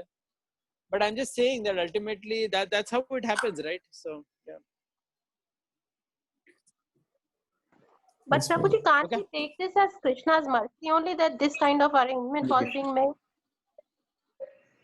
What kind of arrangement? What the temple decided to do. Because you just now mentioned that we should not think as doers. So the temple should No, not that is think. correct. No, that is correct, Mataji. But again, if you see, our temple, Pune temple, thanks to our congregation and our own vision of the temple, we are a very sound temple financially and everything. It's a community project. Please try to understand. Pune, Bombay, all these places, it's a community project. We have the same set of devotees for 20, 30 years. We know each other. We do these type of things. In many other places, such things will not happen. So please understand. Once again, what I'm saying is, so the brahmachari was in our temple. So it happened that our temple also decided, okay, we will protect his parents and we will take care of them. But in so many other ISKCON temples or places, so many people have undergone same problem, but some decision like that was not taken because perhaps they didn't even have money to do that, or they didn't even have such a community. They were just struggling. आप समझ रहे हो बात? मतलब Yes, हर sir. Temple ऐसा decision ले भी नहीं सकता. So the point is now you may say that, will you say that this brahmachari who joined Pune was more sincere and that other hypothetical brahmachari in some other place No. was less What sincere? Can we say that? That was Krishna's arrangement, that he is here and temple is helping. I mean, can we take this as Krishna's mercy? Can't we? No, 1 second. We may take everything as Krishna's mercy, but a more important lesson that I wanted to bring out is that there has to be models in which people take care of themselves and their families more sustainably in line with Varnashram. Because see, this was our temple, so we do it. आपको बताने के लिए हमारे पास, we have 200 plus brahmacharis in our temple. We have a fund where we have kept money. किसी brahmachari के घर में problem है, तो हम लोग उनको मदद करते हैं. But this happens only in ISKCON Pune or maybe ISKCON Chowpatty. Please try to understand, in the broader ISKCON world or in so many other places where people, again, we can't say that our brahmacharis are more sincere than them. आप समझ रहे हो ना, वो लोग भी बहुत sincere लोग हैं, लेकिन सब छोड़ छाड़ के आए, फिर पूरा पैथेटिक कंडीशन में हो गए फिर बाद में. आप समझ रहे हो ना? So what I am trying to say is, so then the question is it that Krishna protected only our brahmachari and Krishna did not protect that brahmachari? No, it is not like that. So what? Yeah. So no. So what we have to rather understand is that in a long term there have to be that you have to understand before you take some decisions. अभी for example आजकल कोई हमारा मंदिर join करता है, हम बोलते हैं कि तुम्हारे मम्मी पापा के नाम पे सेपरेट फ्लैट है क्या, उनके नाम पे without loan and x amount of पैसा है, तभी उसको अलाउ करेंगे ब्रह्मचारी बोल के. पहले हम नहीं करते थे, लेकिन आजकल करते. क्यों करते हैं? Because that is how the Krishna system works. आपको ख्याल रखना पड़ेगा. So it's not that you just give up everything and come, then miraculously your parents are taken care. ऐसा नहीं होता, आपको ही take care करना पड़ेगा. So previously we were not very strict about it 20 years back. So some brahmacharis previously may have joined without ensuring house for their parents. But today we ensure that. Are you understanding the point? But this happens in ISKCON Pune. It happens in ISKCON Chowpatty. It doesn't happen world over. So what I'm saying is, so it is not that Krishna is taking care more of our people and not them, but rather the lesson is that Krishna's system which is there. What is Krishna's system? That children take care of parents or parents take care of children. That has to be maintained.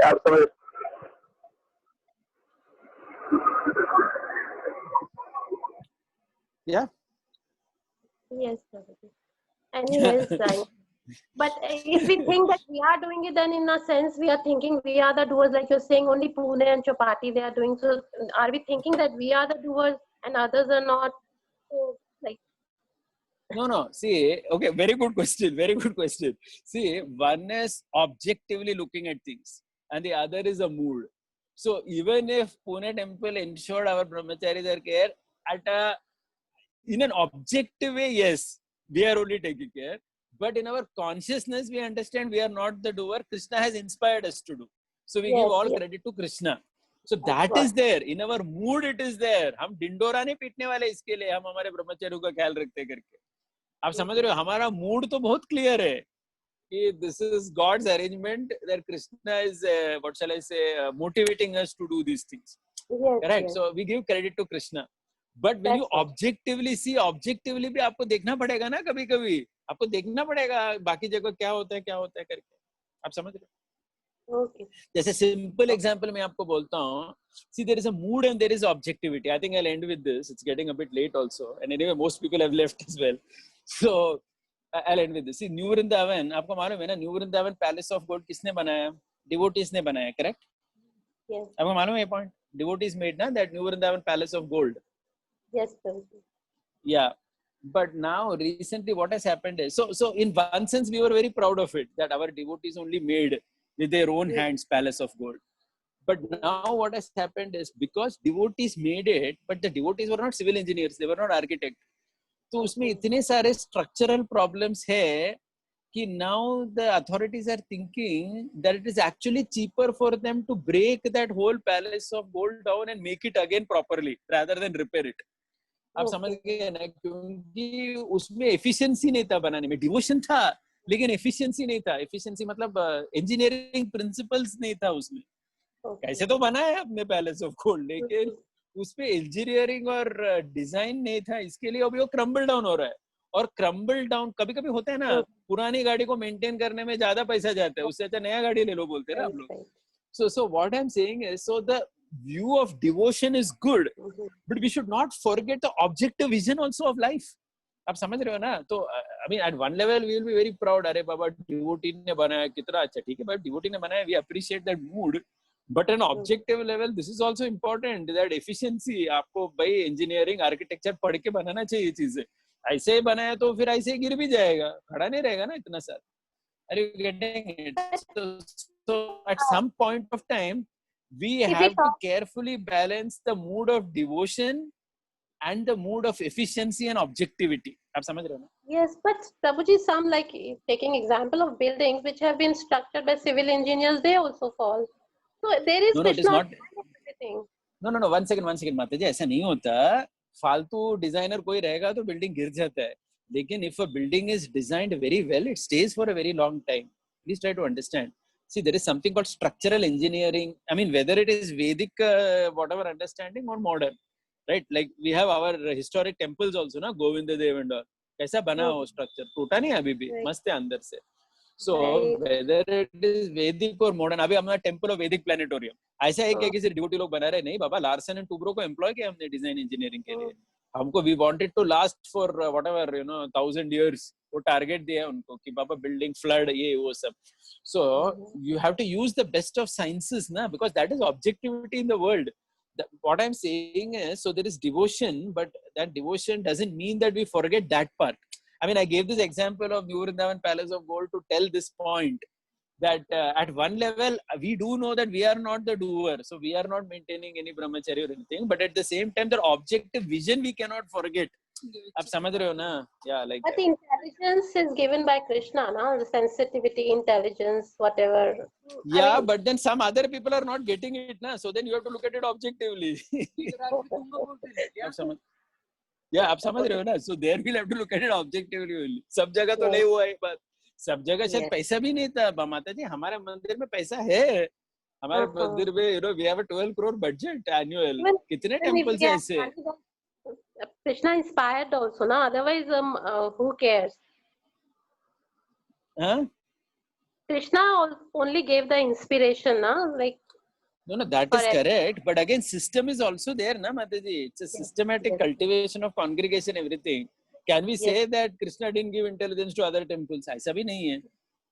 समझ रहे हो ना? It's a focus. It's a very, I mean, see, when Radhanath Swami Maharaj came to Chowpatty and later this Purna project also began, there was a focus on cultivating people without too much worrying about, that structure.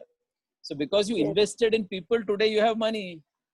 वो एक planned चीज है ना. It's not. I mean, आप समझ रहे हो ना बात? So we cannot simply, so that's what. So that's where you have to balance between efficiency and that mood of devotion, because you can't say that the other guys don't have devotion, whose temples are not being maintained, or whose brahmacharis are facing a tough time. They are not less sincere.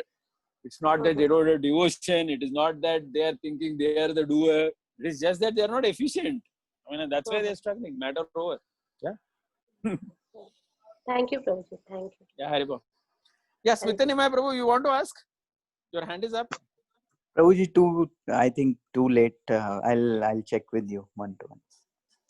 For the No, I mean, you could ask one last one if you want. Prabhuji, Anyway, it's late, yeah. but it's okay. Yeah. Prabhuji, actually, in this purport, I understood three points and just wanted to validate with you. One was that with respect to this verse itself, in the second paragraph of the purport, the point given by Srila Prabhupada is that there is no precondition for devotional service. So we should also see it like that. One may come in any form to devotional service and then purify oneself. So that way also, he has put this point that don't worry too much about Papa and all. And personally, in my life, I feel that is very true. In the second point, Prabhuji, I agree with this point. What you said, I agree very much. I agree with the point. Yeah, perfect. Prabhuji, and see, obviously, we cannot cover Sarvadharman Parityaja in 1 hour. I mean, I just spoke one perspective. I mean, all this, what you're saying is also correct. Zyada pop ka sochne ka nahi. Just come to Krishna and things will get. Yes, Prabhuji.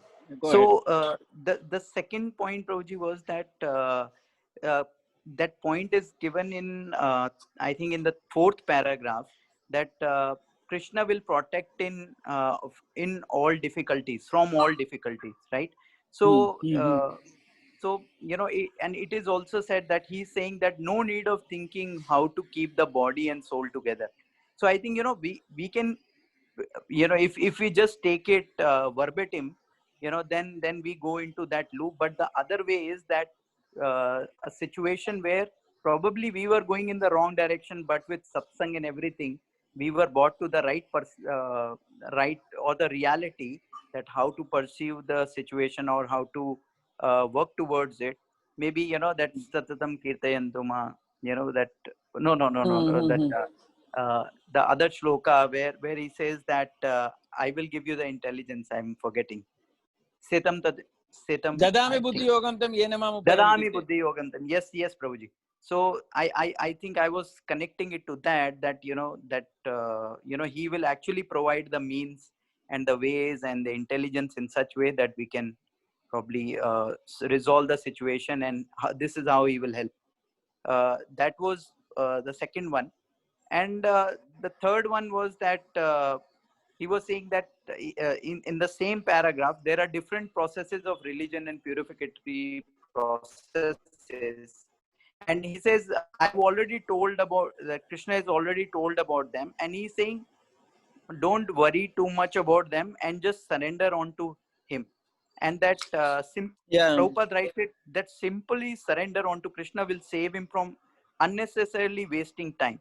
So this was the third point, that sometimes, the yogis have spent too much of time. Yes, that was the Krishna system. But this is one way of objective realization. Yeah, agreed with everything. So that's all, Prabhuji. I just wanted to check whether I'm understanding. Yeah, no, perfect. I agreed. See, there are unlimited dimensions to a verse. How much can we speak in one? Yeah, thanks for bringing it out. I agree. I mean, there's no way I can refute. Yeah. Okay, Prabhuji. Okay, thank you. Prabhuji. I think we have to end now. Hare I think we'll talk later. Yeah. Haribo. Srila Prabhupada ki jai. Gaur Bhaktivinoda ki jai. Nitai Gaur Premanande. Hare Hare.